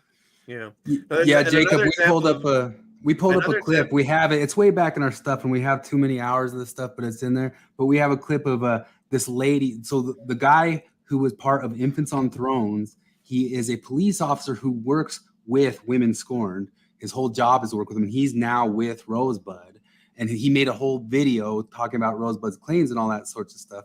And what's funny is John DeLynn had another girl on who said that she'd been sexually assaulted, and she goes, "Do you know who gets it? Mike from Infants on Thrones. He's a guy who gets it." And you can John just like lets it fly by, but you can just see him like, "Whoa, oh my goodness," because that's the guy who's like full on accusing him of just fully on Rosebud's side. There was an episode where John Larson, it was later on from what set this off, and they were going on again about what are you guys talking about? You guys say we're woke, and John Larson says, "Define woke. It's not. It's a made-up term." And I was listening, and I immediately linked the Merriam-Webster dictionary definition of woke. The first one is the social justice definition, and my comment got deleted almost instantly. So we've had these disagreements before on here, right? They say they want to hear criticism. They are lying. So we've had these disagreements on here before, and I'm starting to realize what the disagreement is, because I know you guys will be very critical of John Larson for saying, well, define your terms. And I always kind of push back and say, but I like the whole defining your terms thing.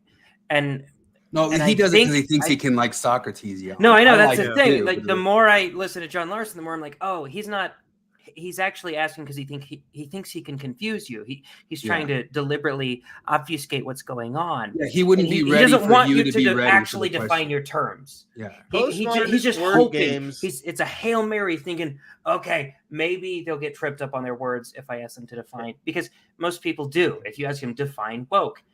But the problem is, if you ask define blah, when blah is just so fucking obvious, you're just trying to trip them up on their words. And then the next move is always the Zizek move is, where are ye, postmodern neo-Marxists?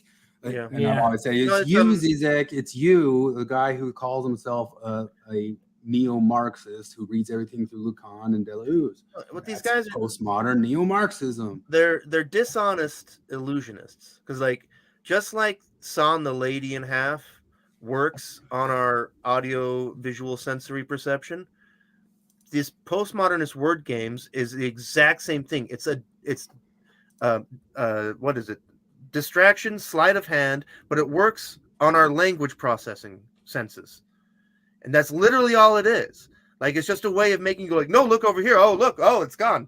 And look, and I just pulled racism out of your ear. Yeah. Look what was there. That's all they're doing. Misdirection. Misdirection. So here's another. I brought it up before. I don't need to relitigate the whole entire thing, but so when I was pushing on John Larson and getting direct contact with him, he knows us. He knows Flip and I. We went to his house on freaking Christmas Eve and played poker with him.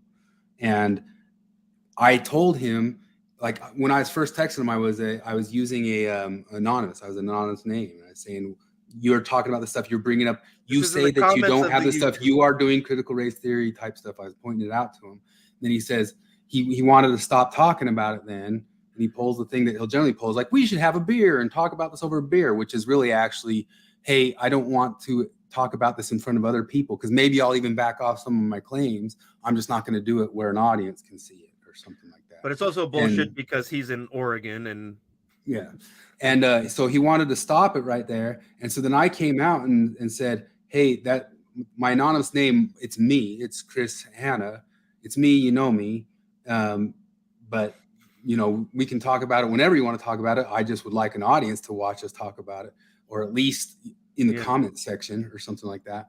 And then he immediately denied like to give him reference. That I don't know you. I played poker with you on Christmas Eve on this one night. He immediately denied it and said, "Stay away from me and my family." I've never spent Christmas Eve with anyone but my family. I don't know you. Stay away from me and my family. Yeah. And I immediately commented because I backed up like, no, I was there. I was there, John Larson.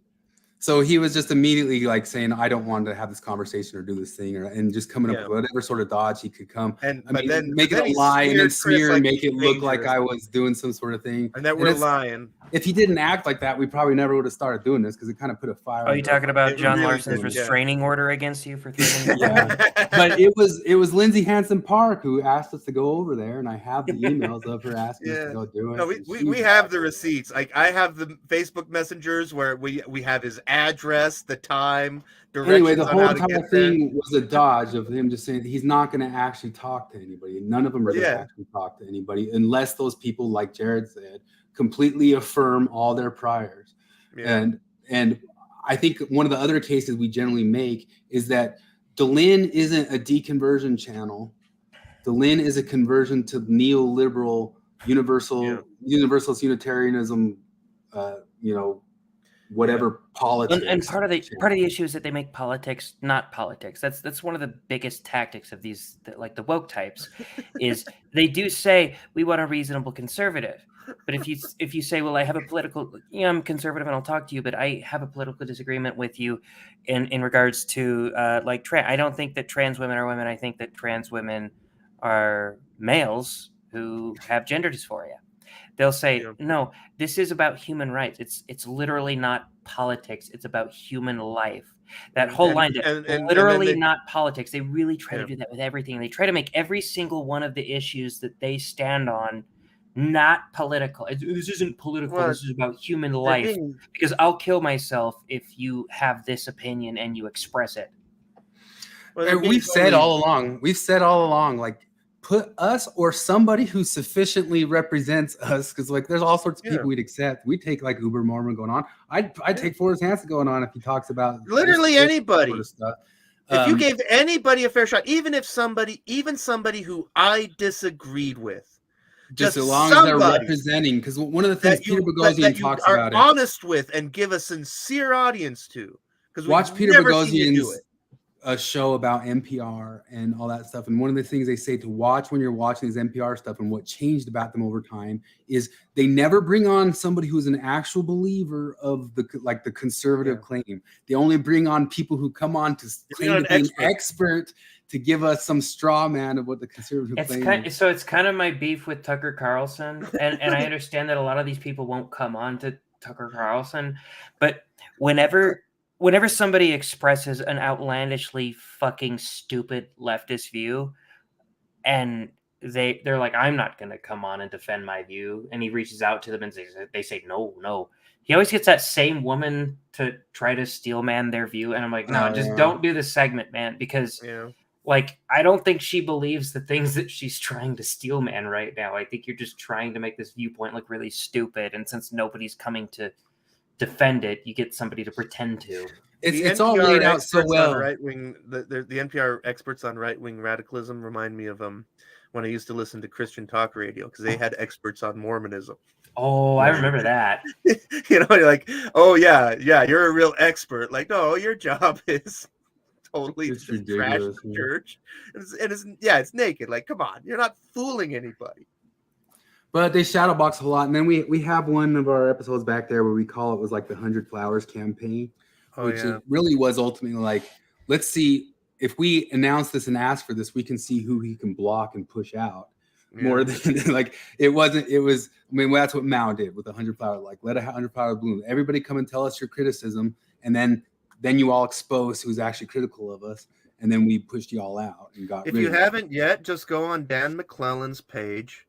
Link anything to Thomas Sowell and be immediately blocked. Yeah, we got blocked by Dan McClellan too entirely. And but Dan McClellan, remember, and this is a direct quote because Chris said, because he said, I have no biases, and Chris said, except for your political biases, and he answered live on the air, I don't have political biases. All of my opinions are based on logic. Yeah, that's what a Harvard PhD gives you, everybody. Harvard. He was like Harvard Divinity School, right? Yes. Yeah, that doesn't mean shit. That has a higher Harvard Divinity School has like the same acceptance rate of fucking BYU Idaho for return missionary. I mean, in case you were wondering if that guy went to a seminary and learned religion, he come out saying all my opinions are based on logic. So Jacob, I know you. I've seen you, Jacob. I think talk with Anthony D. Miller, and I had a back and forth with him about all this once because he's like, John Lynn has conservatives on all the time. He had on Patrick Mason. He had on Mason. That's but then we had a couple episodes of where we covered him going over Rod Meldrum, which we called he had Rod like Meldrum, a modern day. What we call an actual conservative, but it's just a struggle session. It's just a big long struggle session. Yeah, and I mean that it's him just saying, "Hey, being a conservative was about his weird theory of the Book of Mormon, right?" Yeah, it wasn't actually. It wasn't like, conservative. It was supposed politics. to be. It was supposed to be about his weird, and that's the whole reason I listened to it. I hadn't listened to Mormon stories in years, but I was like, "That's a goofy ass idea that the Book of Mormon." It was just 6 hours of say you're racist, say you're racist, say you're racist, say you're racist. I wanted to hear the goofy theory, but then it was just John DeLynn saying, "I'm like super uncomfortable with this because it's Jackson Washburn." And all he did was just constant. He tried to get Rod Meldrum to say, "Could you at least say that Brigham Young is racist or something?" It was like, no. Could you just admit that? And racist, said, I know what you're trying to do. I know you want the clip of the apologist saying, like, yeah, the prophet is racist. Oh no! I'm not trying to do gotcha or anything like that. Would you let me get you? Yeah. So you said, like, you hope we take his place. Conservatism. There's people like with better channels like coming up. I think you've seen like Uber Mormon. He's on here talking. He's got a lot more followers and he's doing stuff good and right. Forrest Hanson's pretty salty to Mormons, but at least he's not trying to convert people into neoliberal, Forrest seems at least honest, mostly from our interactions here. He's not trying to convert them into he even said here that like he's like, no, I agree with you that like relative to what they do, like the church leaders don't make shit for money or whatever, and that's something that. Well, he'll also debate the hell out of his brother. John DeLynn would never even dare talk to his brother for a second. Jackson walked. I'm also blocked by Jackson Washburn. Yeah, we had a whole run. That took like Washburn. I think 20 minutes for Jackson to block me. Am I blocked by Jackson? Let me check. That one just turned because the same thing happened just this week with I think Jim Bennett was on Twitter. Kind of going off about how Mormons are always the most vulgar people in the world. No, they aren't. And I had a back and forth with Jim Bennett where Jim Bennett had cussed me out about saying something. Fucktard. Kevin called him on that, didn't he? Yeah, but the same sort of thing kind of happened with Jackson Washburn, which is strangely enough for me is like why I like the Midnight Mormons and Jacob Hansen is because their saltiness, they just stand behind it. They don't go and say, and now you don't be salty. Like they're salty, you can be salty. We're gonna kind of like work at salty levels here. But everybody has this like cry bully thing going on. Like everybody's going and like kicking everybody else in the shin and then crying if anybody comes back at them. Part of me is like, you can be a bully 100%. Like Forrest can be a bully because Forrest can take bullies. Like Forrest argues with his brother. But you can't be like a cry bully. You know what I mean? You can't. I mean, that stuff drives me John nuts. Larson. Or suddenly, like, turn back into yourself. And Jackson Washburn, it's fine. The guy even has like a lot of different ideas that are kind of interesting and all that stuff. And I think he behaves himself really well. But he got internety in 2.2 seconds. Like anybody gets internety in 2.2 seconds. Yeah. You've been blocked by Jim and McClellan. Welcome to the club. We're just blocked by everybody. We're kicked to the out. Jim is all of it. None of the things we've ever said. Yeah. They'll call us trolls. John DeLynn recently went off and like, you can't talk to other trolls. We aren't trolling. We're making Jim is I don't know much about him, but Jim is a thin-skinned son of a bitch. They're all thin-skinned. The most you can ever say about anything I come out with is that it was satire. Like I either come out with satire or a plain statement of fact. That's how I always start out with these things, and then they always just degenerate, and then I get blocked. But like, I mean, my whole thing with Lindsay Park, like it wasn't even satire. Like I just called her out just directly, you know. But they say, "Oh, you're when trolling." all of her buddies were telling you, "I hope your baby gets taken from you." Oh yeah, I hope she keeps your baby. Also, I beat my ex-wife, and I'm abusive to women, and I berate them in my everyday life. I haven't gotten nutty on TikTok stuff at all. I wish. I mean, maybe we should, but we got pulled up on TikTok because Zelf on the Shelf brought us up on TikTok, and we were being mean to her. Remember, we did it. We covered that in an episode. But yeah, she made fun of how many subscribers we have. But we're always going to be at the subscribers because like we're not enough in any one camp. We defend Mormons and we defend ex-Mormons. We defend anybody who's reasonable, you know. And there's only ever going to be dozens of us, dozens. Yeah. But if you you want people who are kind of like pretty good channels that are growing up and actually have good followings, and maybe they're squarely on the ex-Mormon side. You got Uber Mormon, you got Forrest, you got Jared's wife, although she doesn't like focus too much on the Mormon stuff as much anymore. But then on the other side of it, those are ex-Mormons. On the Mormon side, I like the Midnight Mormons and Jacob Hansen because they can be as salty as they want because they take on. They take on whoever they're willing to have on whoever is gonna poke at them or whatever sort of thing. So they're I remember my wife and Exmo Lex were sort of coming up at the same time, right? So they were in contact a lot. They did some collaborations and shit like that, and like, and Morgan's asking like I'm kind of starting to lose viewers. What do I need to do to get more viewers? And I was like, well, you need to lie. It's My Spiritual Life, Forrest. That's the name of the channel. But that's I don't know. Like you need to do what Exmolex does if you want to get more viewers because she's getting more viewers, and you need to pretend that everything that the church does is terrible. You need to pretend. You need to not defend honestly anything, and you need to come out as bisexual. Do that. Try that. Like as a married woman, come out and be like, I'm bravely coming out as bisexual. I'm never, ever gonna do anything sexual with a woman because I'm married and monogamous. But I don't know. I like just be dishonest. If you want more viewers, just do that. Give them the cheap shit that they want. No, this is the scary thing about like the whole YouTube thing is that like where people start out like, I'm going through this personal thing and I'm going to journal it here and I'm going to share it with the world as an outlet and I'm curious about feedback.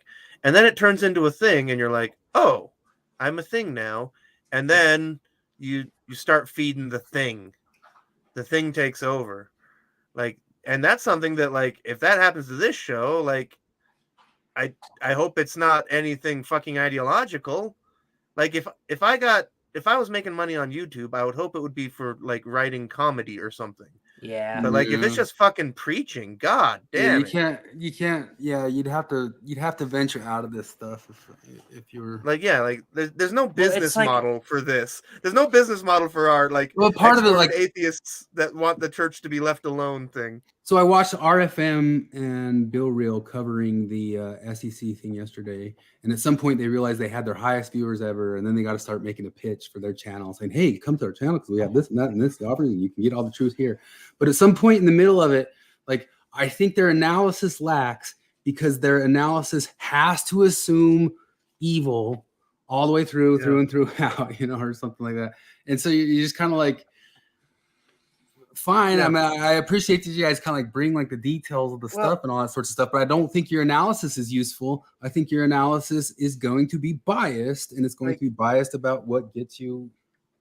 Well, it's kind of, especially once money starts being like, I'm as capitalist as you can get, but like, there's an interesting thing that Ben Shapiro said recently is that like, I'm I am more communist the closer to me that you get. Like, right, with my family unit, Yeah. I am as communist as it gets. Like my home, I am a my wife's a dictator. stay-at-home mom, but my wife's a stay-at-home mom, but like the money I earn is our money. You know, we decided that the money that comes from my employment, like legally speaking, it's supposedly just mine, but it has to be ours, right? But the broader you get, like I feel that I owe more to my siblings than I owe it to the rest my of community society. and my synagogue. Anyway, and I've heard you say that, Chris, before. With you say I'm communist as fuck when it comes to my bands.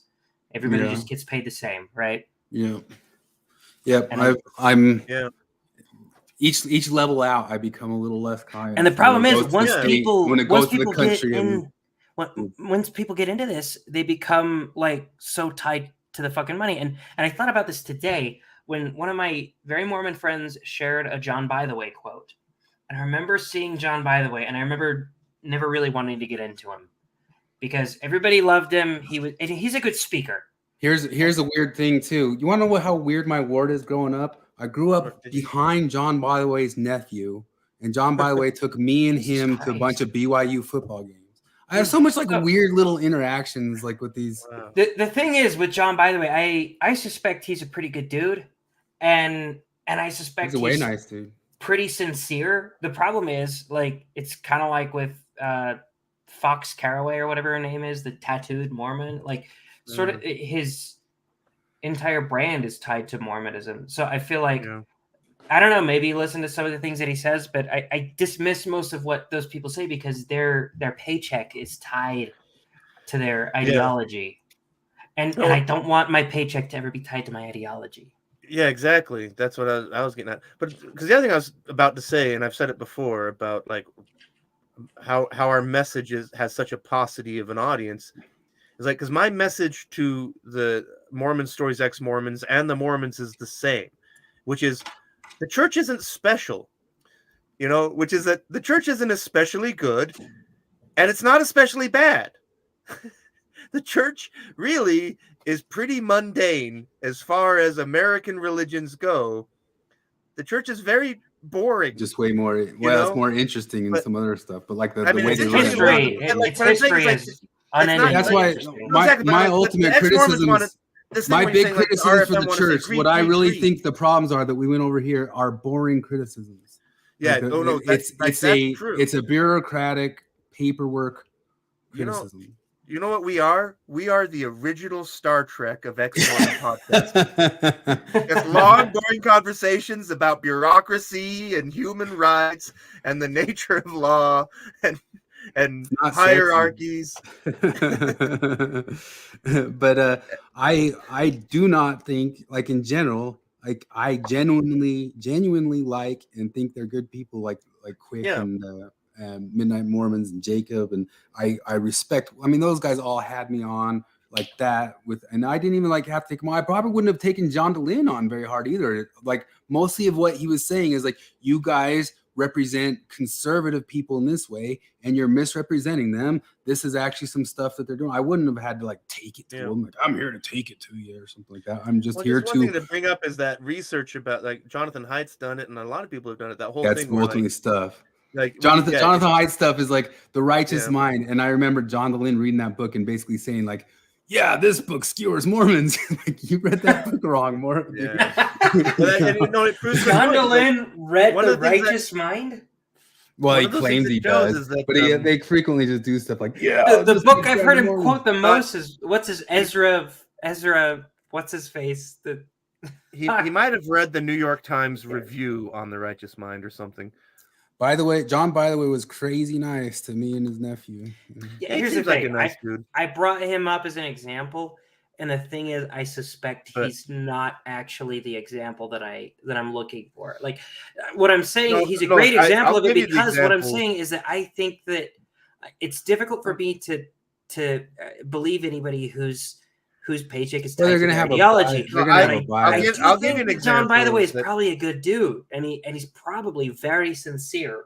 Way back when Glenn Beck was first breaking out onto national radio, like I listened to Glenn Beck in that like first 2 years when he blew up, and I watched it happen because like in the beginning, he was like, because like he was sandwiched between like Rush Limbaugh and Hannity, and he was like this unbelievable breath of fresh air of like almost like skepticism, like very middle of the road skeptical type thing. And I listened over like 2 years as he like I could tell it was this feedback loop from his audience going on, where I watched him turn into the chalkboard Glenn Beck that became famous on Fox News, into a total kook. But like early on, like Glenn Beck was doing whole hours on how the 9/11 conspiracies were bogus, and he was like, yeah, he was very middle of the road guy, and I listened to him like. I think he's gone back. I really think he has. I think he has too. I haven't listened to him in a long ass time, but like Tim Pool is a guy that you can see the feedback loop happen to anybody. Quartering, I watched the feedback loop happen.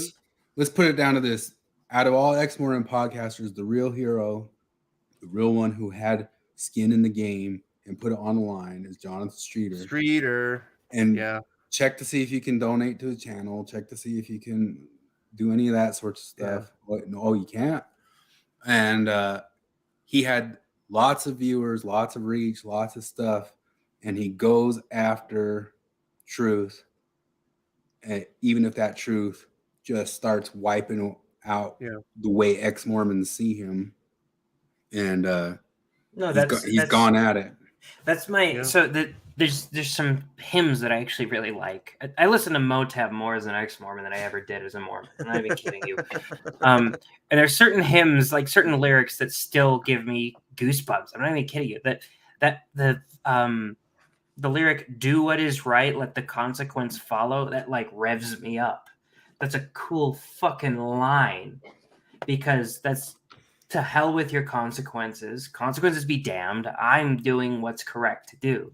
And that's sort of, Jonathan's whole thing with, he's been covering the whole transgender issue a lot lately. And he's like, that's a big kind of deal. Because he could, as I was talking about with Morgan, telling her, like, you want more viewers? Lie. You want more viewers? Tell them what they want to hear. What they want to hear is sensational bullshit. It's a dribble that you'll hear on like Jordan and McKay or Exmo Lex, where they're just trying to make the church sound worse than it actually is. If you want to be honest and be fair, nobody really fucking wants to hear you. Very few people do. About. The thing is, like, when I say the church isn't the church isn't special either way. It's not especially bad. And that this whole ex-Mormon podcast world, like CNN needs Trump, and these guys need the church to be as bad as Trump. and it's just not there. I'm sorry, guys. So Streeter's mundane. I think Streeter kind of knew that like the models were a bit like too intense, and that's why he made that other channel they call Culty, because it's like kind of going off of saying it's a cult. It's like, oh, let's just see if it kind of gets there. And you can think of anything kind of getting a little culty in your life. But Streeter, if you watch him over the past year and a half, it's all been pointing at Maoist and queer theory shenanigans that's almost like at a level that nobody, especially people who are physicians, are daring to talk about. Oh, he did a full transcript of that debate, the Chomsky versus Foucault, and if you saw him get ransacked, this is like somebody, like, we're talking like it's I don't know, like I should have a biblical reference, but I'm too far out of it. But if you watch him kind of post any one of his things on Ex-Mormon or Delin posts, and then just watch, like, oh my goodness, how the mighty have fallen, like these people just like see their king, not because they all like Streeter. Well, I think of my coworkers talking about their kids or their whatever falling away from the church and not believing anymore. Like, they were really right. The elect in the last days, even the elect shall fall, or whatever. And I'm like, okay, first off, your niece isn't elect, all right? But like that, you're just saying that to feel better. That like, oh no, my niece is great, and also she's not Mormon anymore. Yeah. And Now your niece just went to a BLM march where they propagandize her, and all of a sudden she decided she's not Mormon anymore. But you do see that with Streeter. You see the same people saying like, "Oh, even the elect will fall," and this happens all back in like the ex-Mormon world and that stuff, and they're all, oh goodness, and you almost see that like the Lynn just doesn't even want to mention it or talk about it or bring it up or stuff like that, and they take him off of his channel and then say, oh geez, I'm worried about this, and everything he's doing is based in science. It's based in actual medicine, harm-causing science. Harm-causing science and that stuff. But then the way that he just kind of does real Socratic method, like actually talking with people, there's a couple times I come onto those threads and I'm just too much of a salty dickhead, and I'm like, oh, you're messing up, man. I'm trying to talk to him. I'm like, you're trying to talk to these gnats, like, but yeah, okay, like I'll back off, because he'll just keep trying to talk to him, because he really does care about people getting this right. He really cares about people getting this right. I don't get it, because about winning on Facebook. The times I've been sincere in arguments on Facebook, I get blocked even more quickly. Oh yeah, no, that's true. Like I said before, I gave up. It was a couple of years ago. Like for 10 years, I tried to be serious on Facebook. Like there were even many times, like in ex-Mormon groups and all kinds of different groups, where it got all flamey right away, and I would even I would try to be like, okay, guys, I know we're doing the internet thing right now, but here I am trying to reset this. Let's try and be serious. And just immediately no. And I'm like, okay, we've brought that up with Marty, because Marty from Mormon Discussions has told us that that we're too much of dicks, or too much, we get too internety, or we come at people too hard. But part of it is like, Marty, there's 10 years behind this. Yeah. There's 10 years of internet trying, and so initially starting it, and then initially it going crazy and nuts, and then bull crap and all that sorts of stuff. And I remember, 7-8 years ago, and it was totally sincere. Lindsay Park said something about toxic masculinity, and I said, is there any such thing as toxic femininity? That was my comment. We were talking this week how back, everybody probably remembers 4 or 5 years ago. I'm sincere. That was before I actually dug into the actual literature of feminism and found out oh, you are fucking supremacist. You are a hateful supremacist. There was a time frame too on Facebook, if everybody remembers, we were talking about that, a flame war like this would go for a month. One thread would go for a month. It wasn't just they all kind of die by a day or two nowadays. But no, that's the whole issue of concepts like white fragility or male fragility. It's anytime you push back at all, that's proof of the fragility that you're experiencing. Yeah, and it was worse back then. I mean, it really was, but it's still been pretty bad lately. But yeah, I mean, I think people like Lindsay. I think people like Lindsay are feeling the effects of this fucking cult they've propagated, right? I think a lot of them are kind of second guessing. Oh shit! It turns out this sword has 2 fucking edges. Yeah, no shit. Mm.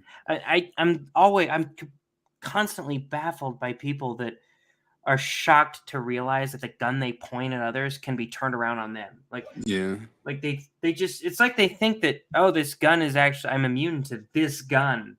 John DeLynn never even realized it was the same gun. Oh no, he didn't. That's the thing. He's believe all women, believe all women, believe all women. Well, not Rosebud, obviously. He doesn't realize it's the same gun. If an accusation ought to be taken at face value, then come on. How do you not immediately think, oh, wait a minute, somebody could just immediately accuse me of some impropriety, and that means that everybody that I told should take this on face value will take this on face value, and then I'm going to be accused and guilty by accusation.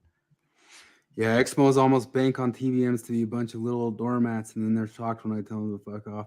I applaud that, and I applaud when the Midnight Mormons anybody who kind of stands up for it, Quick and Midnight Mormons talking about being nice versus being kind. But it's gotten famous. I've seen James Lindsay and Aaron McIntyre both talk about the Mormons and their niceness problems and all that sorts of stuff. And I really do wish across the board, all the way up to the top, that they'd push back and just say stop and knock this off. Yeah. And it's kind of one of the things that I hope for. But it's also one of the reasons why I jokingly kind of refer to, like, man, if some of these guys were it and the guys running it, I'd be far more tempted to come back for sure, rather than like, sure, but they never will be. That's the thing. I even saw somebody on one of Greg's posts saying, man, what are the odds of someone like Quick becoming a general authority? And he, did the humble thing where he's like, oh no, I'm not cut out for that or whatever. But I'm like, yeah, you never will be. Like, you'll never be a general authority because, like, you're too not managerial class. Yeah, which was you're our not managerial at all. Which we don't generally go into those critiques, but I went into the critiques, which has been my longtime critique, which I know you probably know some of this stuff, Jacob, because we talked about it, but it's kind of just like a general, like, what you call like a dissident right critique sort of type of thing of concepts of the bureaucracies of managerial classes and how that become a problem. But part of me just goes like, if something could shred through that and get back to putting salt of the earth back in charge of stuff, boy, that'd go a long way for me, But I'm also kind of one of the ones who, from as an ex-Mormon standpoint and all that stuff, get frustrated when these ex-Mormons go around telling all the Mormons how they should and shouldn't and should not be. I 100% actually believe that the Mormons got to do it how the Mormons got to do it and that sort of stuff. I just kind of sit in the sidelines and root for them to start standing up for themselves. It's kind of just how it goes, Don't like going and sitting there telling me you should be this way or you should be that way. But yeah, I wish they'd get some salty people. But a lot of other Mormons, maybe Dan Ellsworth, which I like Dan Ellsworth stuff too. I but think they'd probably tell me that's not how it's going to be. That's not how it goes. That's not the way Christ Dan's Church does stuff. No, I think that's what you're going to start to see, though. I think you're going to start to see the ex-Mormons the Mormons that aren't willing to put up with the same amount of shit as the previous ones, because it's Mormons, and this is the church's fault. They taught you to be this way. They taught you to be non-confrontational and just a mega pussy. But like, they're starting to get tired of it, and you see that in the form of the Midnight Mormons and Quick. They're not just. When somebody comes and tells them, I think everything you believe is stupid and predatory and harmful, they don't just say, well, we're all entitled to our own opinions, and that's nice that you could think that and express that, like a Dave Rubin type thing. But they're saying, no, fuck you, this is what I think. Yeah. Well, I mean, I sit there and imagine sometimes, like, if some of those same people were running it instead of the managerial class that's there now, but there's also so many logistics. Part of what makes that managerial class thing have to happen is you have to have people who know how to run logistics and be lawyers and be managers of giant shipping company type of stuff. I don't know what, it's like takes all these little like pieces of know-how in the world. But you can't just get like a salt of the earth person to do it. When you're talking about how you look at some of these guys and you're like, man, wouldn't it be great if you were a general authority? But there's kind of that problem of like, like the people who should be senators have no desire. Mm-hmm. Yeah. That's kind of the problem where it's like, one of the things. But everybody's known that about leaders since the beginning of time, since Washington, since before. It's supposed to be it's supposed to be Aragorn, the guy who didn't want it. You know what I mean? Yeah, exactly. Yeah. No, that is always a conundrum, is because the exact kind of person who thinks they're smart enough to know better than everybody else is the exact kind of person that shouldn't be in charge of everybody else. But they're self-selecting. Go figure. Anyway, we've tried to put up the fight with the ex-Mormons, and we're sort of kind of doing it. But I do think there's better channels getting more popular, and I do hope that they put stuff like Mormon Stories under, or put them in the, if Uber Mormon or Forrest get bigger, I've said it before, if they get bigger than John DeLeon, that'd be good in my book too. Even though that, Well, do they even have 501c3s? Do they even have a plan? Got to get them out. You got to have the know-how. You got to know how to do a board and act like a board and get all your policies. And more managerial class problems. Leviathan swims left. He swims slowly, but he swims left. Leviathan always swims left. got to get walking this freak show. Look at that doggo. That's look at it. He chewed up my earphones. He chewed up my remote control. Now there's no TV for me. He saved me from all the woke TV. And now I have to midnight walk him in the snow like I've been doing for 3 months. Can you walk him to the Walmart and buy a new I guess how do you get these universal remotes can just like resync to your TV or something? If you put in the brand of your TV and universal remote into a search, and a million things will come up. But like my experience is that the technology on this is pretty good. In fact, I'm pretty sure you can turn your phone into a remote. No, honestly. So what we do is we have Google Homes or Google Homes.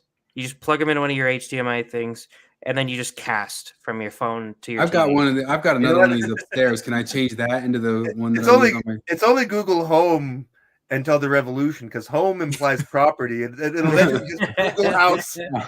I'll have to send some carbon money. I'll have to send some carbon money to get my TV to work so that I can watch more woke messages. I need the message.